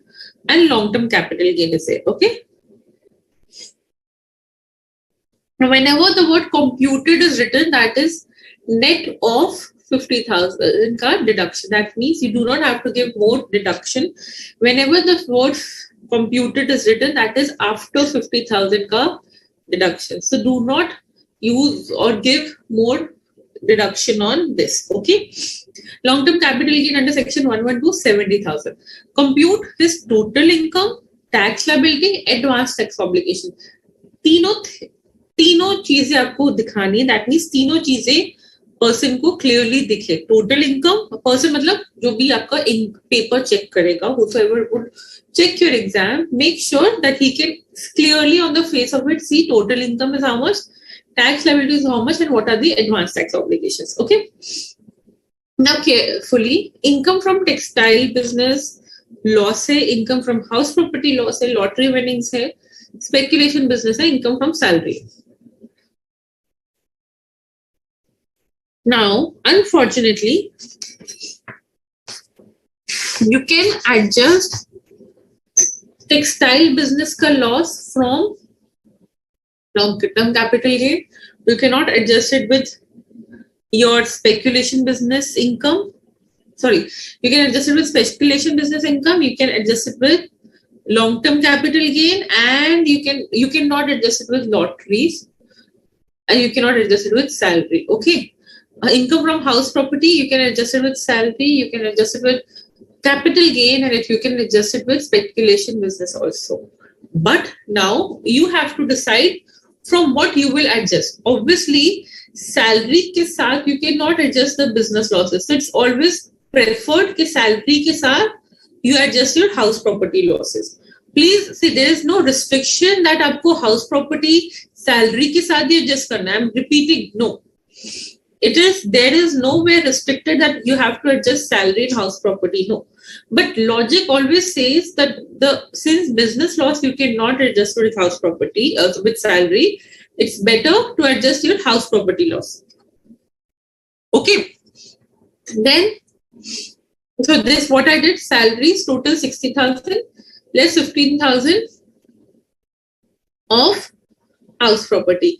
यहाँ पे लिखा हुआ है can be adjusted from long-term capital gain also. It is totally your choice कि आपको किससे adjust करना है. Okay. So 45,000 आ गया. Next, speculation business कितना है? 1 lakh.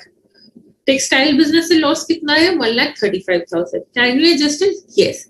Has it been a vice versa case that your speculation business income का there is a loss? And textile business, there is a profit, you could not adjust it. But non-speculative loss, you can adjust it with speculative income. So 1 lakh में से 1 lakh पूरा adjust कर लिया. PGBP income comes to nil. Now 35,000 is still remaining.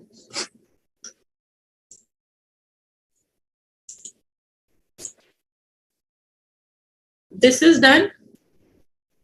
Okay, इसमें से this is adjusted.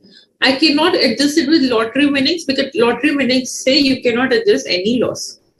Now remaining 35,000, I cannot register with salary. Even if there is salary, but I cannot register with what I will adjust? With long-term capital gain. So 70,000 minus 35,000, I will adjust it from long-term capital gain. The long-term capital gain after adjustment of business loss is 35,000. Any doubt? Sure. So my total income now comes to 45,000 plus 35,000 plus winnings of lottery. So total income is 580. Had the question of being total taxability, तो मैं एक ही column में दिखाती. But since the paper checker wants to know what is the total income, what is the total taxability, what is the advance tax obligation, make sure that you show it clearly to them. Total income done? Done. Total income में किसी को कोई doubt?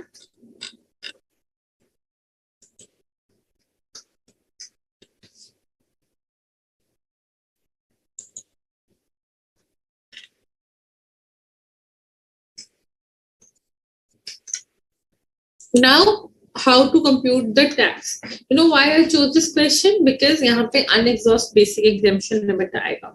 Now see.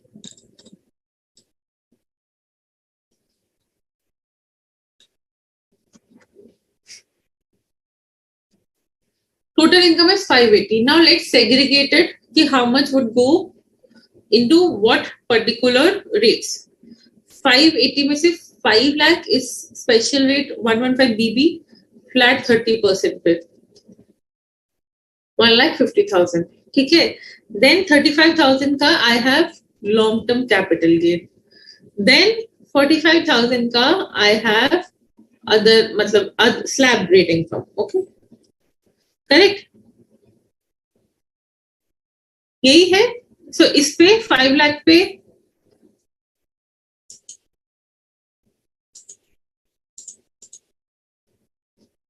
$5 lakh पे 30% done. Now for 35,000 LTCG पे will I directly apply 20% because it is 112 का? The answer is no. Because my slab rate wala income, which is 45,000, is hardly 45,000. It is not even up to basic exemption limit. And whenever there is an unexhausted basic exemption limit, this you must have done in your capital gain chapter. Unexhausted basic exemption limit. Unexhausted basic exemption limit means कि basic exemption limit तक पहुंचने के लिए भी अभी you do not have that income. So income यहाँ पे since no age is given, you always assume the person is less than 60 years. Basic exemption limit कितना है? 2,50,000. Correct? 45,000 ही खाली is the income which is chargeable for slab rate. So remaining 2,05,000 becomes my unexhausted basic exemption limit. From this, I can adjust the capital gain of 112, 111A and 112A. Okay. So 35,000 जो long term capital gain है, that I adjusted from the unexhausted basic exemption limit. Still I have some unexhausted basic exemption limit, but that is now not relevant. So hence no tax is coming either as per slab rate or for the LTCG.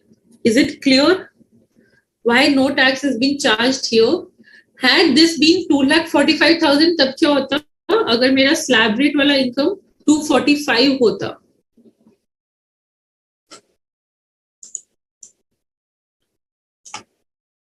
If my slab rate income would have been 2,45,000, what will happen? See, 2,45,000 slab rate income. Unexhausted basic exemption limit is only what? 5,000. 35,000 is LTCG. And 5 lakh is lottery. So lottery cannot be adjusted with unexhausted basic exemption limit. So this is fine. इस पे तो आप 30% लगाओगे. Out of this 35,000, 5,000 which is my unexhausted basic exemption limit, I will adjust it. So remaining 30,000 pay,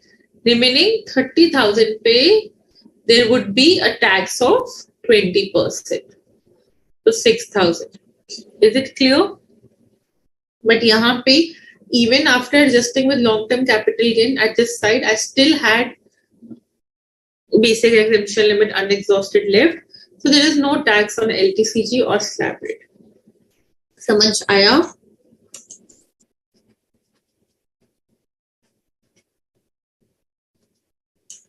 But this was very important here. Is it clear?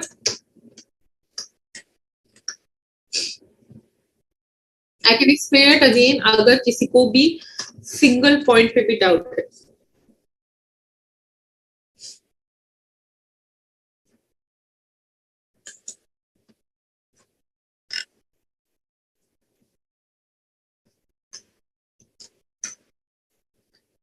Now, another part is over.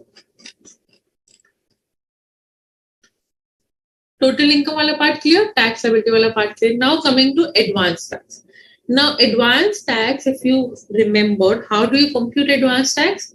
You compute your total income, you compute your total tax liability, then you reduce the TDS, TCS which is there, correct? Now if then the advance tax liability is more than 10,000,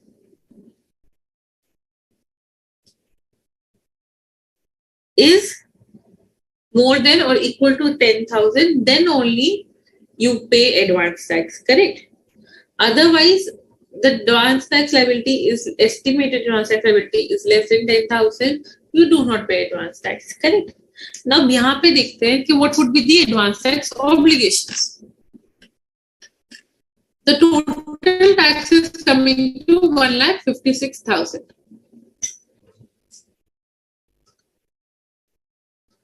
but TDS already कटा होगा under section lottery के लिए. Obviously अब यहाँ पे आप कहोगे ma'am कहीं पे लिखा नहीं हुआ है कि लॉटरी पे TDS कटा होगा. यू हैव टू रिमेम्बर कि कोई भी 5 लाख का lottery amount they will not give you without deducting TDS. So TDS under section 194B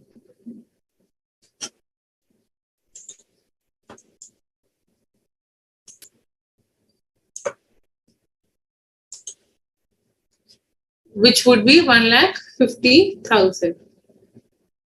So 6,000 is now coming as my remaining tax liability. Do I need to deposit it as advance tax? No, because it is less than 10,000. Had it been 16,000, I would have deposited as advance tax. But it is less than 10,000, there is no advance tax obligation. Now, had it been 16,000, what would happen?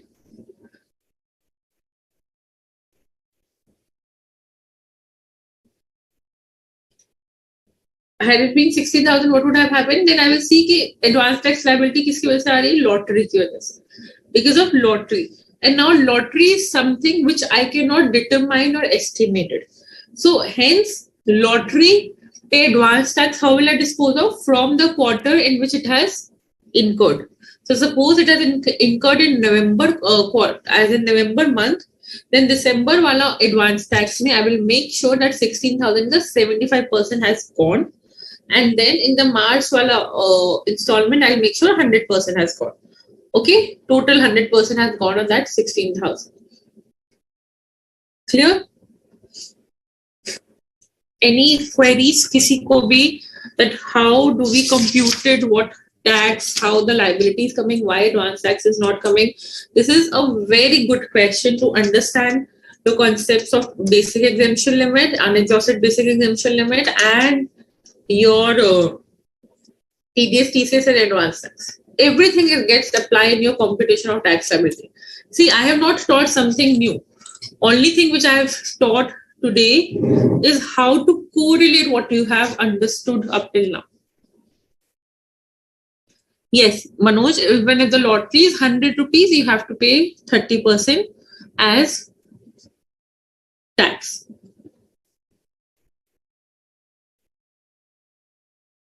No, Mohammed, if 16,000 is the advance tax liability, you have to deposit pura 16. That does not mean you have to deposit 10.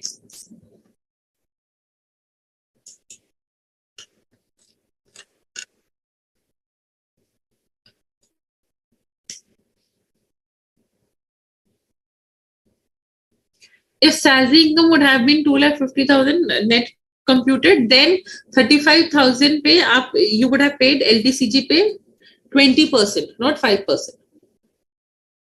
Because LTCG is a special rate income. Okay, Priyanka?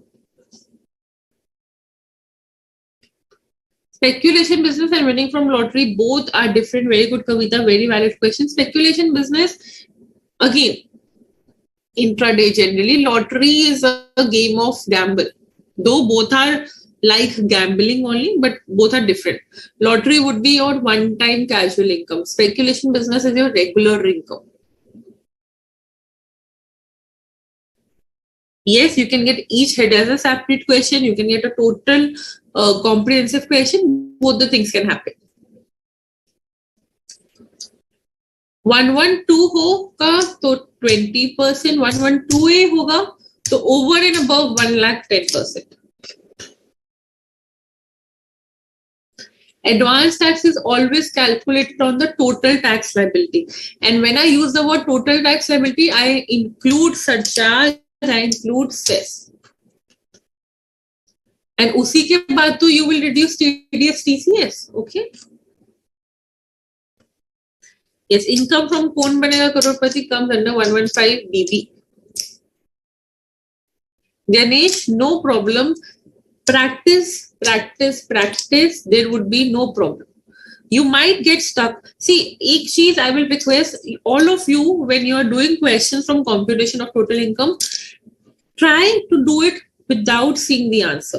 Ek bari to karo. You will probably for the first time might not your answer match. It can happen, no problem. But then only you will realize now what adjustment you forgot. अब देख के टिक करके कर लोगे तो you will not remember what adjustment you have forgot and what thing you have to take care of. Okay, try to do it 5-7 minutes में नहीं होता. Then see where you got stuck. When you will analyze where you are stuck, you will never stuck at that place again.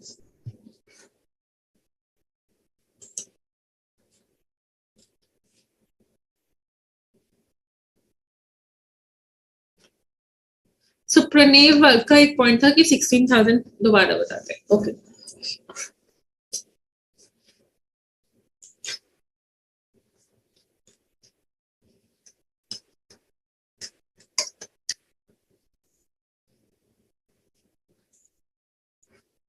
तो अभी I told you क्योंकि this is 6,000 advance tax provisions are applicable only when your tax liability estimated advance tax liability after TDS TCS is less than 10,000, advance tax would not be applicable.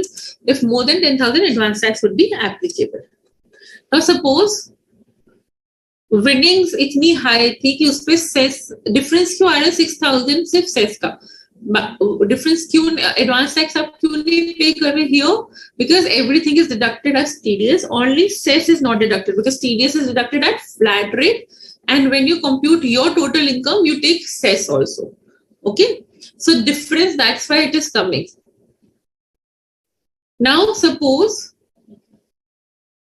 the advance tax liability is coming to 16,000 and everything is because of this lottery winning. Generally what happens, I tell you that advance tax liability should be disposed of in 4 installments. Correct? First installment 15 June, then 15 September, then 15 December, then 15th March. But winning from lotteries or capital gain, these are such things which you cannot estimate in advance. मुझे नहीं पता कि how much lottery I will have towards the end of the year. No. So these in pay advance tax is paid only when they are actually incurred. So if it is incurred in November, you will not show that advance tax should be paid in June and September. No, it is incurred in November. So इस पे advance tax pay करने का liability पूरा का पूरा would come in December. So December तक you have to ensure कि 75% has been paid on such tax and March तक full 100% has been paid. June or September में you did not pay would not attract any interest under section 234C. Why? Because June and September में तो there were no obligations. Okay. So this is the 16,000 wala point which is written here also, which you will not understand until and unless you will understand this 16,000 wala point. So if it is clear, you will easily read it and you will get that paragraph.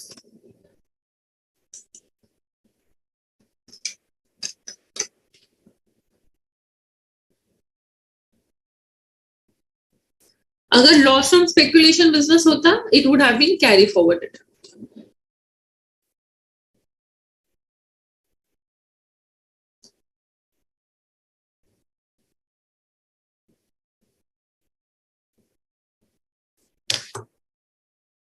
How will you check the answer? Question करो, but write कौन-कौन सा section है साथ-साथ. First, to try to do it full-fledged with presentation. But if you're practicing, make a T-shaped way and do it. Write section adjustments and solve it.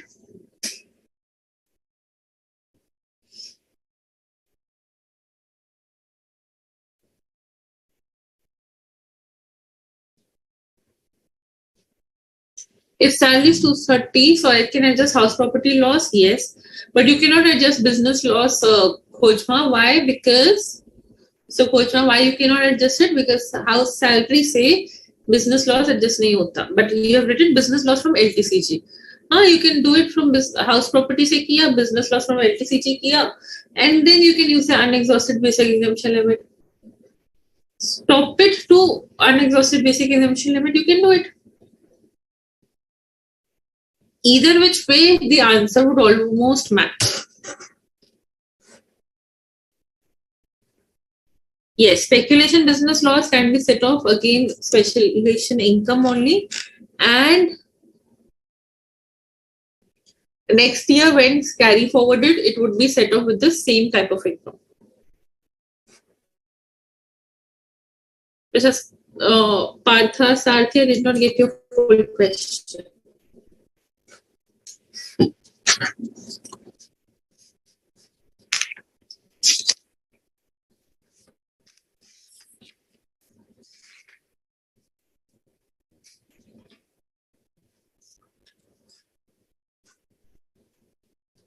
I think MCQ में negative marking नहीं है आपके. No, not at all.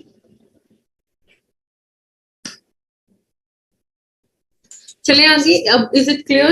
अब please mark what all you have to do in homework. We're not ending the class abhi, but since I am on the question page, do question 1. Question 1 करने से पहले students make sure that your residential concept is clear. एक बारी do revise residential concept if you're unsure. Okay. Question 1. Question 2 we have already did, but you can do it again. Question number 3 you have to leave. Question number 3 we will do in the next class. अभी नहीं करना. Okay.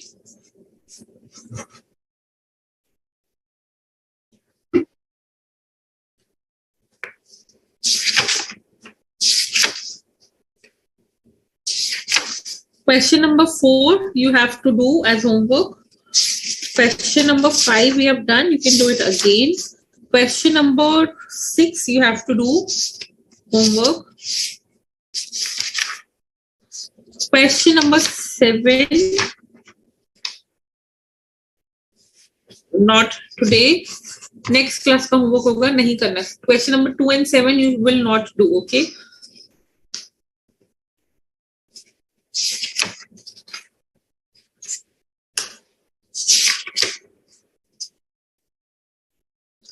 Question number 8 you have to do. Question number 9 you have to do as homework.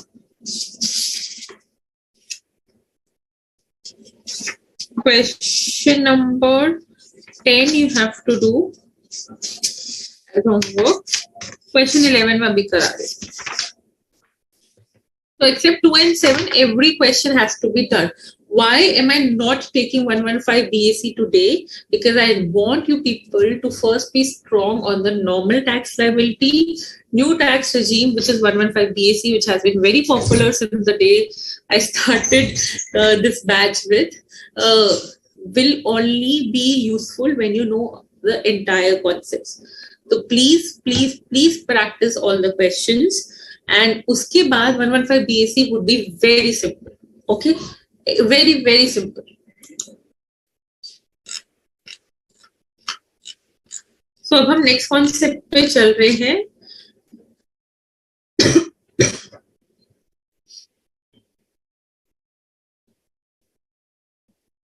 In question lottery winning आपको gross दिया हुआ है.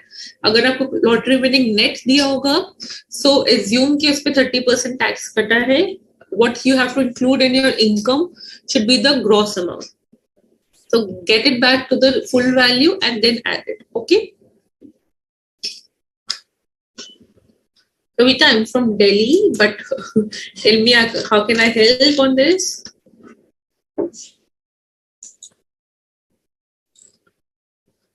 Sure. So now let's proceed with another concept which is important. Very simple concept. First, let's understand what is this concept. Okay.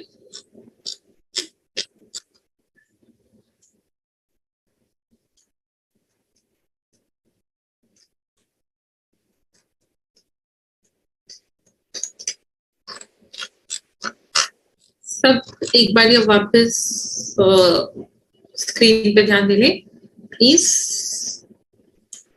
So next class में please do this homework before the next class, which is on the last day of the year, because before beginning to any other topic I will take your questions. Okay.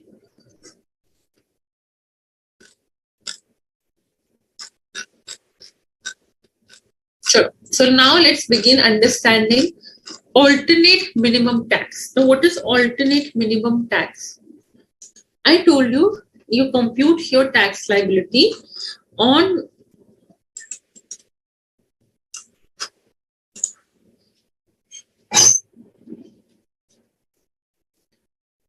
the total income, correct? Our total income comes after adjustments, after deductions,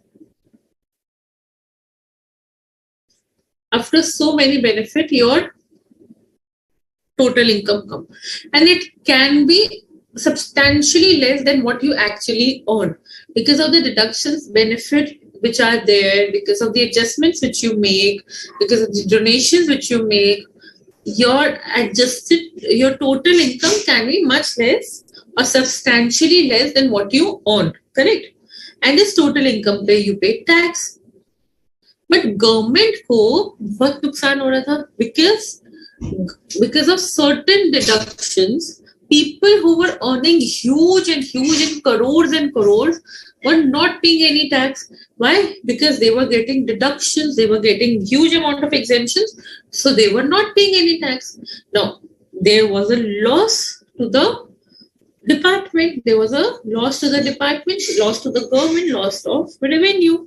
So you would not believe, suppose there was a person who is having a turnover of 100 crores, but due to section 10AA का deduction, उसके benefit की वजह से his entire income was getting fully exempt and he had not to pay any tax. Similarly, a person who was running a hospital made profit during the year. But since he had made a lot of investment as capital expenditure, he got a deduction under section 3580, investment linked savings. 3580, I hope everyone remember. So he got all the deduction under section 3580 and the entire profit which he was earning got reduced to negative because of 3580 ka capital expenditure ka deductions. So this way the government was losing on the revenue, on the tax, because people incomes were getting substantially low because of some direct profit based reductions, and government was facing losses. So the government came up with the concept of alternate minimum tax. And this is at least the minimum tax which you have to pay in all circumstances. Okay. Now what is alternate minimum tax?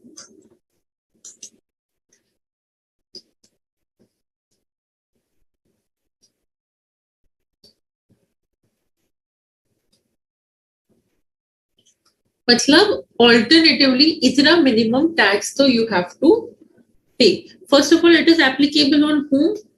It is applicable on individual. It is applicable on HUF.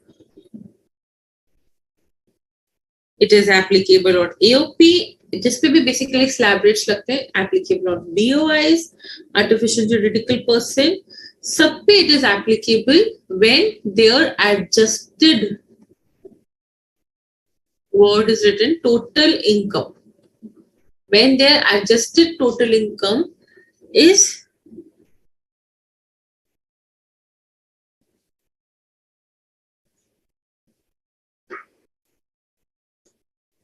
more than 20 lakhs. Now, if you have seen, I've written the category of person and I've not written the word total income. I've written the word adjusted total income. अगर वो 20 लाख से ज़्यादा हुआ, then alternate minimum tax would be applicable. What would be the rate of alternate minimum tax? So since it's a special rate, it is given under section 115 JC. It is given under the section 115 JC. There is an alternate minimum tax of a flat rate of 18.5% as increased by surcharge and cess. Okay, 18.5% is the alternate minimum tax of flat rate.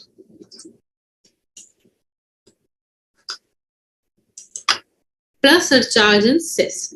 Any problem? But if I'm talking about a corporate society, then instead of 18.5%, this rate would be replaced by 15%. Okay? Now, here the circle which might be getting your attention again and again, what is adjusted total income? What is adjusted total income? Total income to hum sab compute karte hain after making all adjustments, which we did in the previous questions, after making all deductions, correct? All the deductions from 80C to 80U, uske baad we come to our total income. Now, how do you compute adjusted total income? First of all, question mein kahin nahi likha hoga that you have to compute alternate minimum tax. You yourself have to understand that you have to compute alternate minimum tax. But when do you have to compute alternate minimum tax? That answer lies in the calculation of adjusted total income. How do you compute adjusted total income? जो भी आपने total income compute किया, whatever total income you have computed after all deductions and adjustments, उसमें से you will add back. Add back मतलब now you are increasing your total income. You are increasing your total income by the deduction which you claimed under section 10AA, by the deduction which you claimed under section 35AD,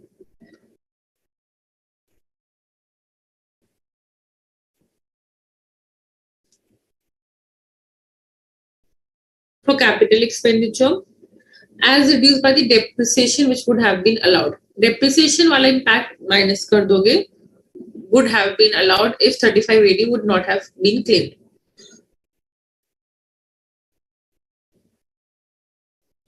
ठीक है, उसके बाद add any chapter 6A heading C. Heading C क्या है?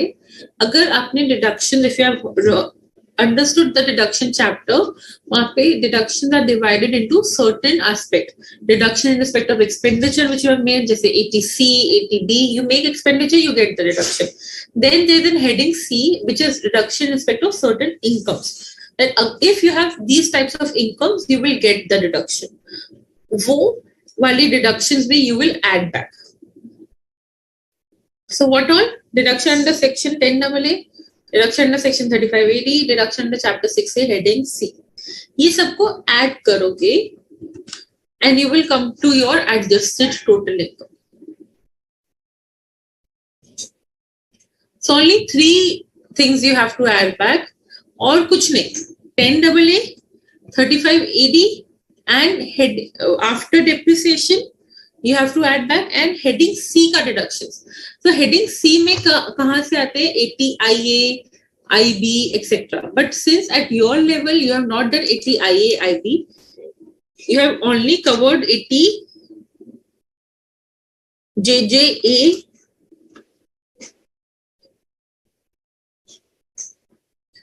JJAA, QQB and RRB. सिर्फ ये ही 3 करें आपने हेडिंग सी में आपके लेवल पे. So except ATP होता है वैसे. So only these 3 you have done. So only these 3 का question would be there.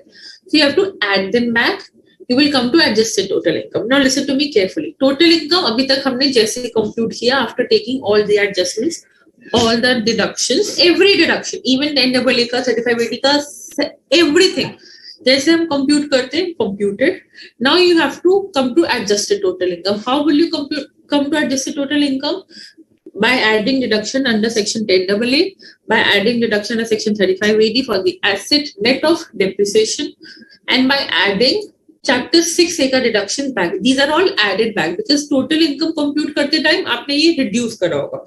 Now you're reversing the impact and you're adding it back. Okay? समझ आया? और चैप्टर 6 से हेडिंग सी में कौन कौन सा 80 JJAA, 80 QQB and 80 RRB. Many handwriting, guys. 80 QQB and 80 RRB. You will come to adjusted total income. Now, can I say alternate minimum tax का question वो तभी बनेगा when 1, 2 and 3 types of deductions are taken in my total income. अगर ये तीनों का कोई impact नहीं है मेरे total income में, it would not be a question of alternate minimum tax. When do I have to know that I have to reduce alternate minimum tax, or when I have to calculate alternate minimum tax? When in the question there is 10AA or 35 AD or 80 JJA, 80 QQB or 80 RRB. जब तक ये तीनों नहीं है, it would not be a question of alternate minimum tax. Correct. But the moment these are there, your mind should run, oh, I have to calculate alternate minimum tax also.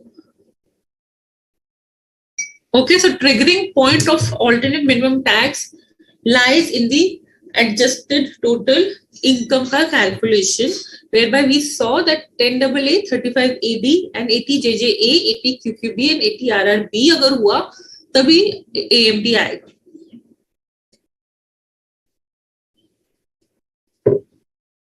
So once I've calculated adjusted total income, I will calculate 18.5% on this plus surcharge and cess. ठीक है, ये हो गया. अब क्या करना है? अगर मेरा रेगुलर इनकम, मतलब जो रेगुलर इनकम टैक्स अभी तक हम जो पढ़ रहे थे, total tax liability on my total income is less than my AMT tax liability.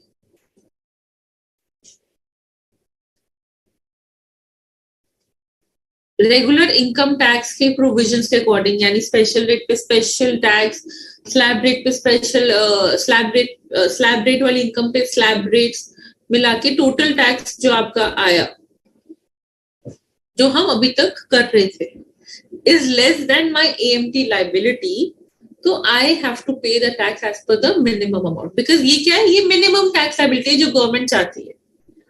तो अगर ये हायर है तो AMT के अकॉर्डिंग नहीं देना, बट अगर AMT वाला टैक्स इज हायर तो AMT तो देना ही देना है. AMT is a minimum amount which you have to pay to the government if these types of adjustments are there in your total income. 1, 2, 3 types of adjustments are there in your total income, then minimum AMT तो देना ही देना है. But आपका regular income tax is more than the AMT liability, then no problem. But if AMT liability is more, then that you have to give. तो आप कैसे करोगे AMT वाला question? First, you will calculate total income, total tax liability, जैसे until 15 minutes back you were calculating. Okay? सब कुछ set off, carry forward, clubbing, everything provisions apply करो, deductions apply करो, everything, do everything. Calculate total income, calculate total tax. Total tax same, special tax rate income पे special tax, normal tax income पे slab rates, surcharge, cess सब कुछ add करके total tax निकालो. ठीक है. एएमटी वाली इनकम पे सेम करो, एडजस्ट. अब यहाँ पे स्टोरी खत्म हुई. देन आपने देखा कि क्वेश्चन में 10AA है, 35AD है, 80JJA है, 80QQB है, 80RRB है, कोई एक भी है तब भी, even if single thing is also there, then also you compute your adjusted total income. Adjusted total income पे 18.5% flat करके surcharge says add करके if applicable come to AMT. Compare both the tax. You don't have to compare adjusted total income and regular income. No, you have to compare both the tax, regular income tax provisions and AMT provisions. Whichever is higher would be your tax liability. Simple. If regular income tax provisions are higher, that would be your tax liability. If AMT provisions are higher, tax as per AMT is higher, that would be your liability. Simple. Clear? पक्का? अभी for conceptic tax credit का पहले मैं question करूँगी, then I'll come to the tax credit concept back. यहाँ तक किसी को doubt? We'll do a question first, and then it might be more clear.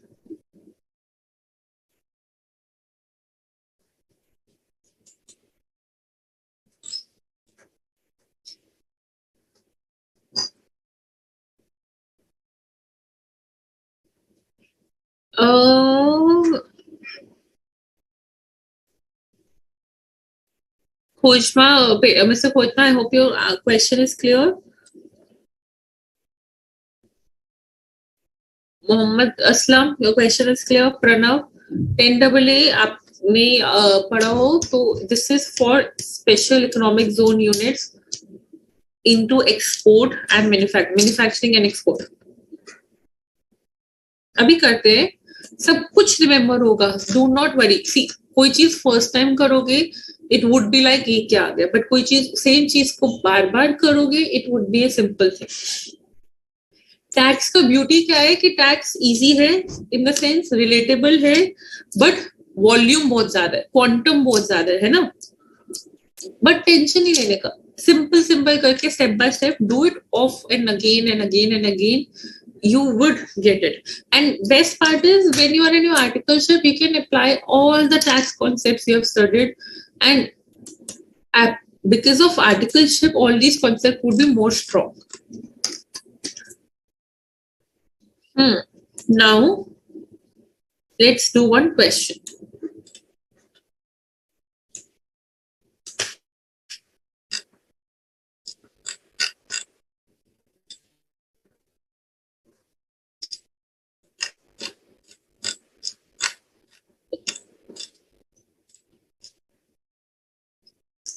Mr. X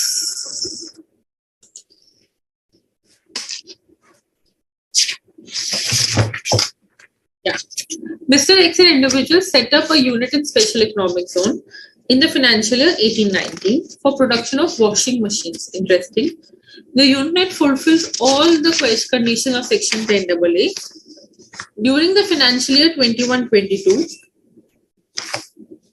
he also set up a warehousing facility in district of Tamil Nadu for storage of agriculture produce. It fulfills all the conditions of section 35AD.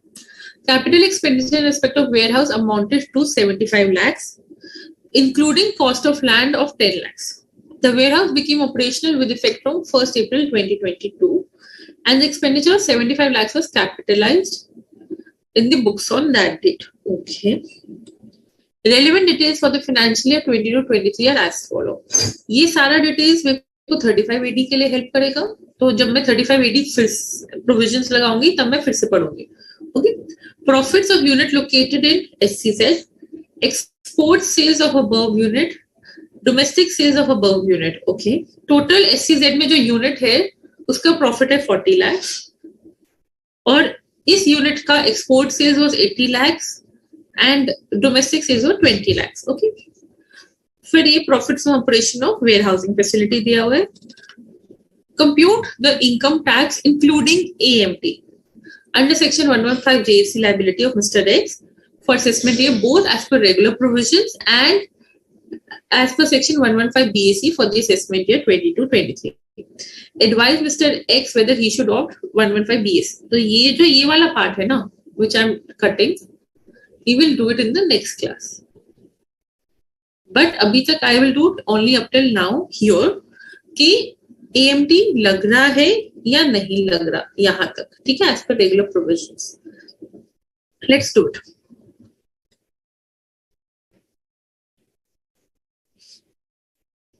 Profit कितना है from SEZ unit 40 lakhs, but 10AA में deduction मिल जाएगा. Why? Because it's an SEZ unit and it's written that he has done all the conditions required to get the deduction under section 10AA. But 10AA में deduction कैसे मिलता है? Whatever is your profit, export profit, उसका deduction you get first 5 years में 100%, next 5 years में 50%, उसके next 5 years में भी 50% subject to transfer to special economic reserve. Okay, now here 40 lakhs is my profit of the total unit, but is total unit में domestic sale has also happened and export sales has also happened. So how much is my exports profit? How would I calculate? Simple unitary method. Sorry. Total sales हो गया 1 crore.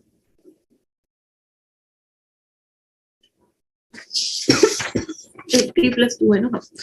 Total sale हो गया 1 crore.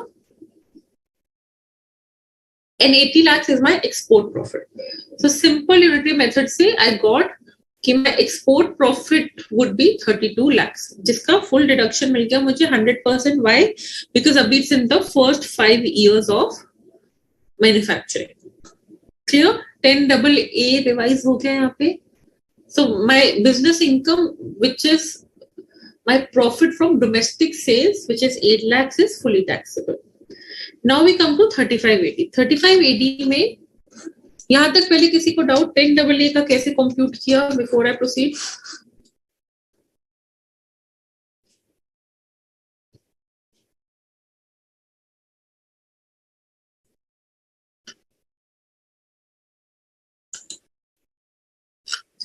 Proceed करें. 10AA clear हो गया, correct? Now let's proceed and understand 35AD वाला concept. 35AD में profit कितना है? वेयर हाउसिंग फैसिलिटी है, जहां पे भी वेयर हाउसिंग फैसिलिटी आ जाएगा एंड यहाँ पे क्लियरली लिखा हुआ है इट इज 35AD. तो you have to calculate the deductions. 35AD में you get the revenue expenditure also and capital expenditure also. Now 105 lakhs का प्रॉफिट है, ठीक है. इसमें से what I will reduce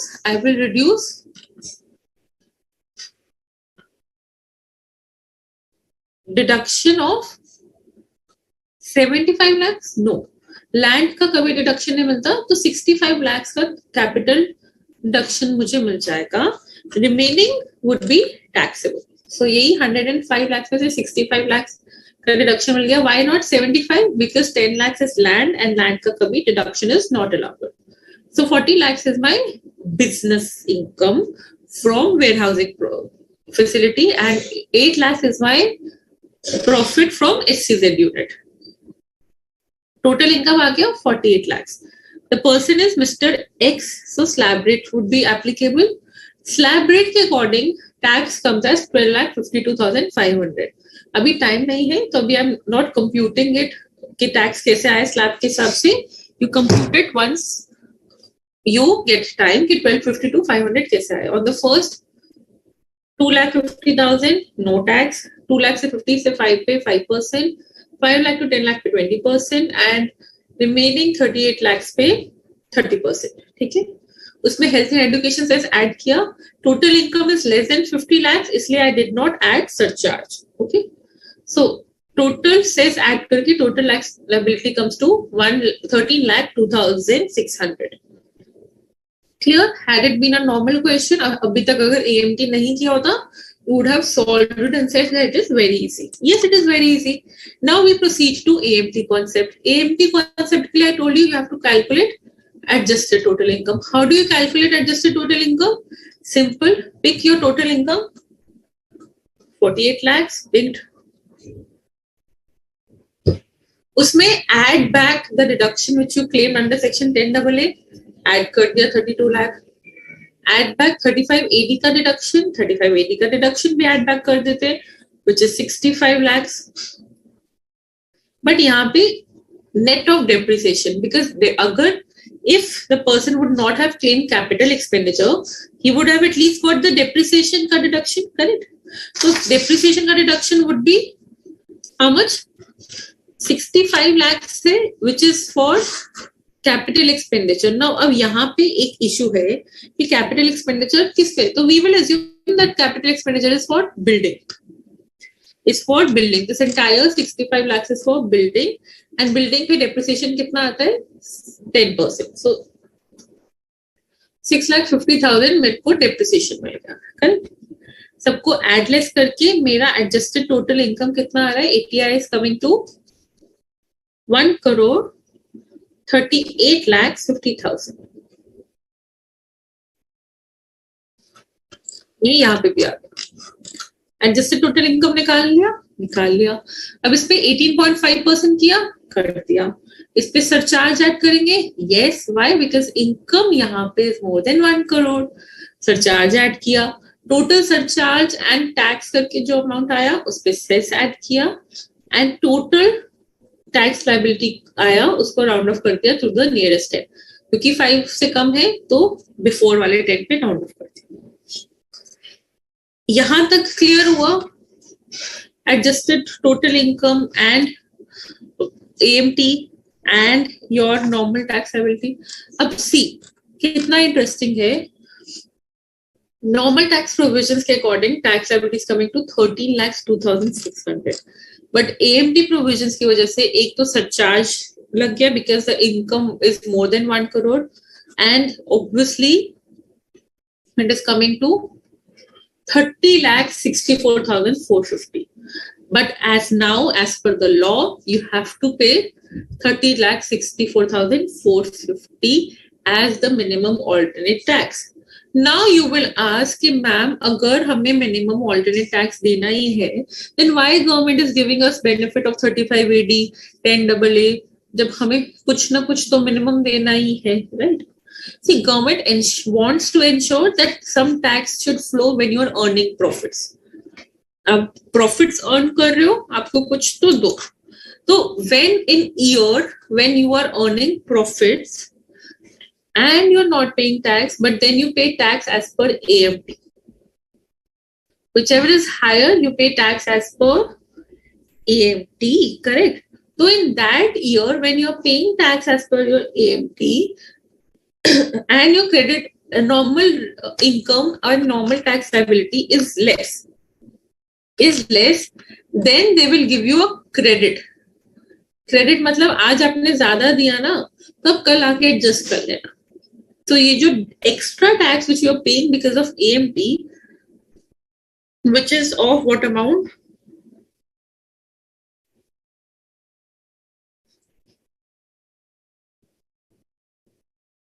$30,64,450 minus 13,02,600, which is additional tax of 17,61,850, which you have paid today as addition. You can adjust it in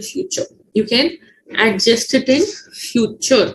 अब you will say adjust it in future when you are actually paying tax as per the normal tax liability. जब आप actual में reality में you will pay tax as per the normal tax liability. In that year you can take the credit of it. So now suppose, listen carefully. Now suppose in the year 2024-2025 में आपका normal tax liability से tax आया 25 lakhs और AMT से tax आया 16 lakhs. Then जो भी difference आपका 8 lakhs का आया, ये आप क्रेडिट ले सकते हो and you can adjust it in this year. Simple. ठीक है, तो this is your tax credit को adjustment purely at your level is not that an issue, to be very honest. Question आएगा to compute AMT, to compute normal tax liability, to see which has to be paid off. At your level, honestly, ये आपको focus करना है. But you should know that you can adjust the credit in the year when you are paying tax as per the normal tax liability to the extent of the difference of AMT and normal tax liability. Okay, and for how many years you can carry forward this credit? For 15 succeeding years. अब जैसे मेरे को 23-24 में ये credit मिला, तो next 15 years from 23-24 I can get the credit of this AMT and I can carry forward it. Okay. And even if जिस साल में मेरा एडजस्टेड टोटल, अब आपने कहीं पे किसी ने ये क्वेश्चन पूछा कि मैम अगर एडजस्टेड टोटल इनकम 20 लाख से कम है तो क्या करना है, तो एमटी कैलकुलेट ही नहीं करना, आपको नॉर्मल टैक्स रेट देना है, नॉर्मल टैक्स के अकॉर्डिंग इनकम देना है एंड फिनिश. एएमटी कब आएगा? इंडिविजुअल एचयूएफ में जब adjusted total income is 20 lakh से more. Okay, now ask your queries. For me, I have completed all the topic which I thought should be completed today. 18.5% is a fixed rate irrespective of any category of person, senior citizen, everyone.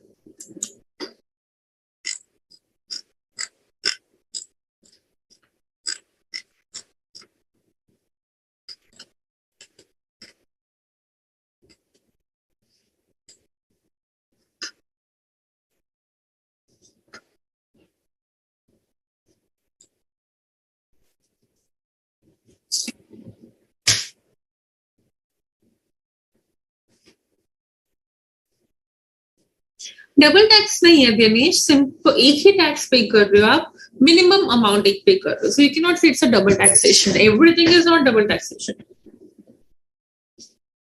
Next year you will, when you will pay the tax as per normal tax liability, you will get the credit even if your adjusted total income is less than 20 lakhs, you will still get the credit. So all these 8-9 questions which are there as your homework, please do it. I'm telling you, all your concepts would be clear from it. And honestly, my output in today's class was only to make you people come together of all the concepts which you have understood, which you have already read, except AMT, which was a new concept.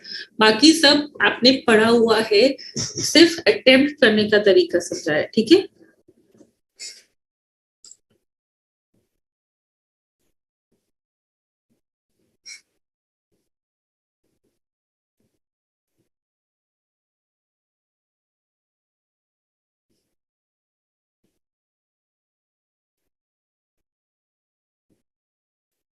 Super senior citizens के लिए भी AMT applicable होगा.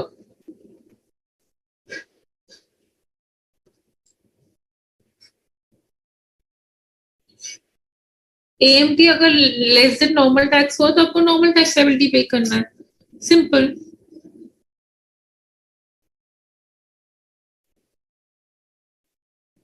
No interest on the credit would be allowed.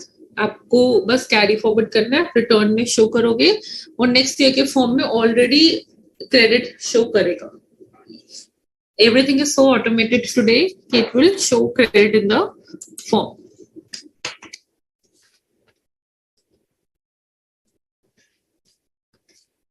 $1250 to $500 किसमें है कविता?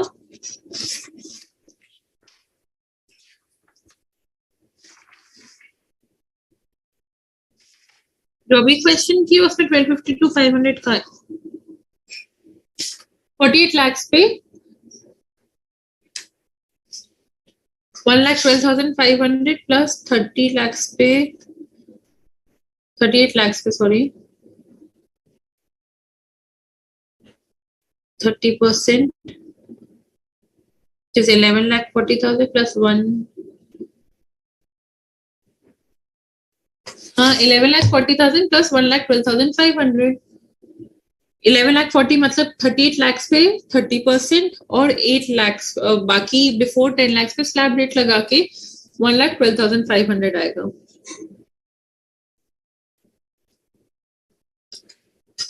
बाकी सारा tax खत्म हो गया आप लोगों का. Everything is done.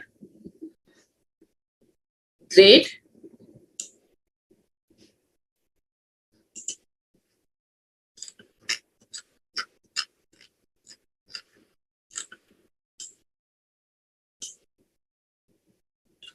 Correct. AMT or the normal tax liability, the higher would be paid. अगर आप AMT pay कर रहे हो तो adjusted total income would not be deemed to be your total income. Alternate minimum tax जो carry forward हुआ है, the credit which has been carry forwarded, which is the excess amount, would be adjusted in the year when you are paying the tax liability as per the normal income.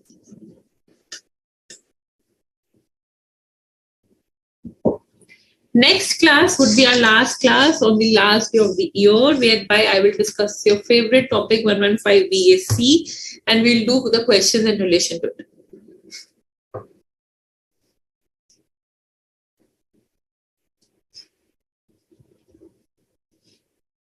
Yes, so if Piyush, if by your question, if your this year tax liability of normal income is 15 lakhs, and last year tax credit was 5 lakhs, which is being carried forwarded, so this year you have to pay the net amount only.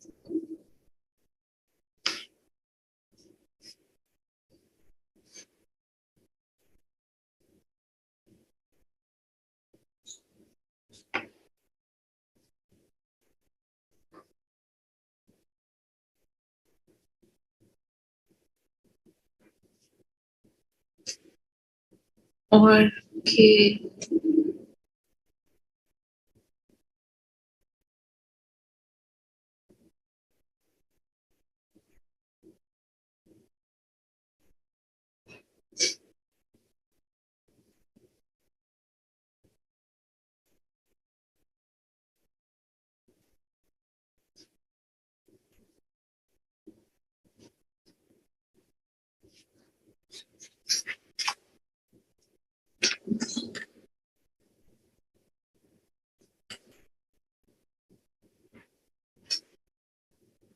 Why aim to be AMT ka credit? Manoj asked why AMT ka credit is AMT is applicable when government would give credit in future, because government want revenue from you if you're earning today.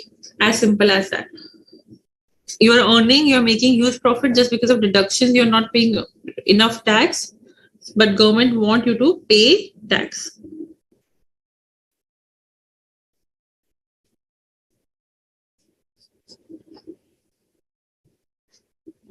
Yes, marginal relief would come even if you're talking about AMT. Okay? Okay, Kojma? Any other doubt? Please, again, I'll say at your level, first make your basics solid. First, make your computation income solid. Make your normal tax liability wale provisions solid. Then come to AMT. Step by step chalna. Please, final level se mat compare karna. Okay? Simple step by step. Just do it and you will get it. Okay? Thank you so much. I hope you people will do the questions and just put on the efforts and keep on putting the efforts with enjoying the other small things in your life, and you will definitely clear it. Thank you so much. See you in the next class.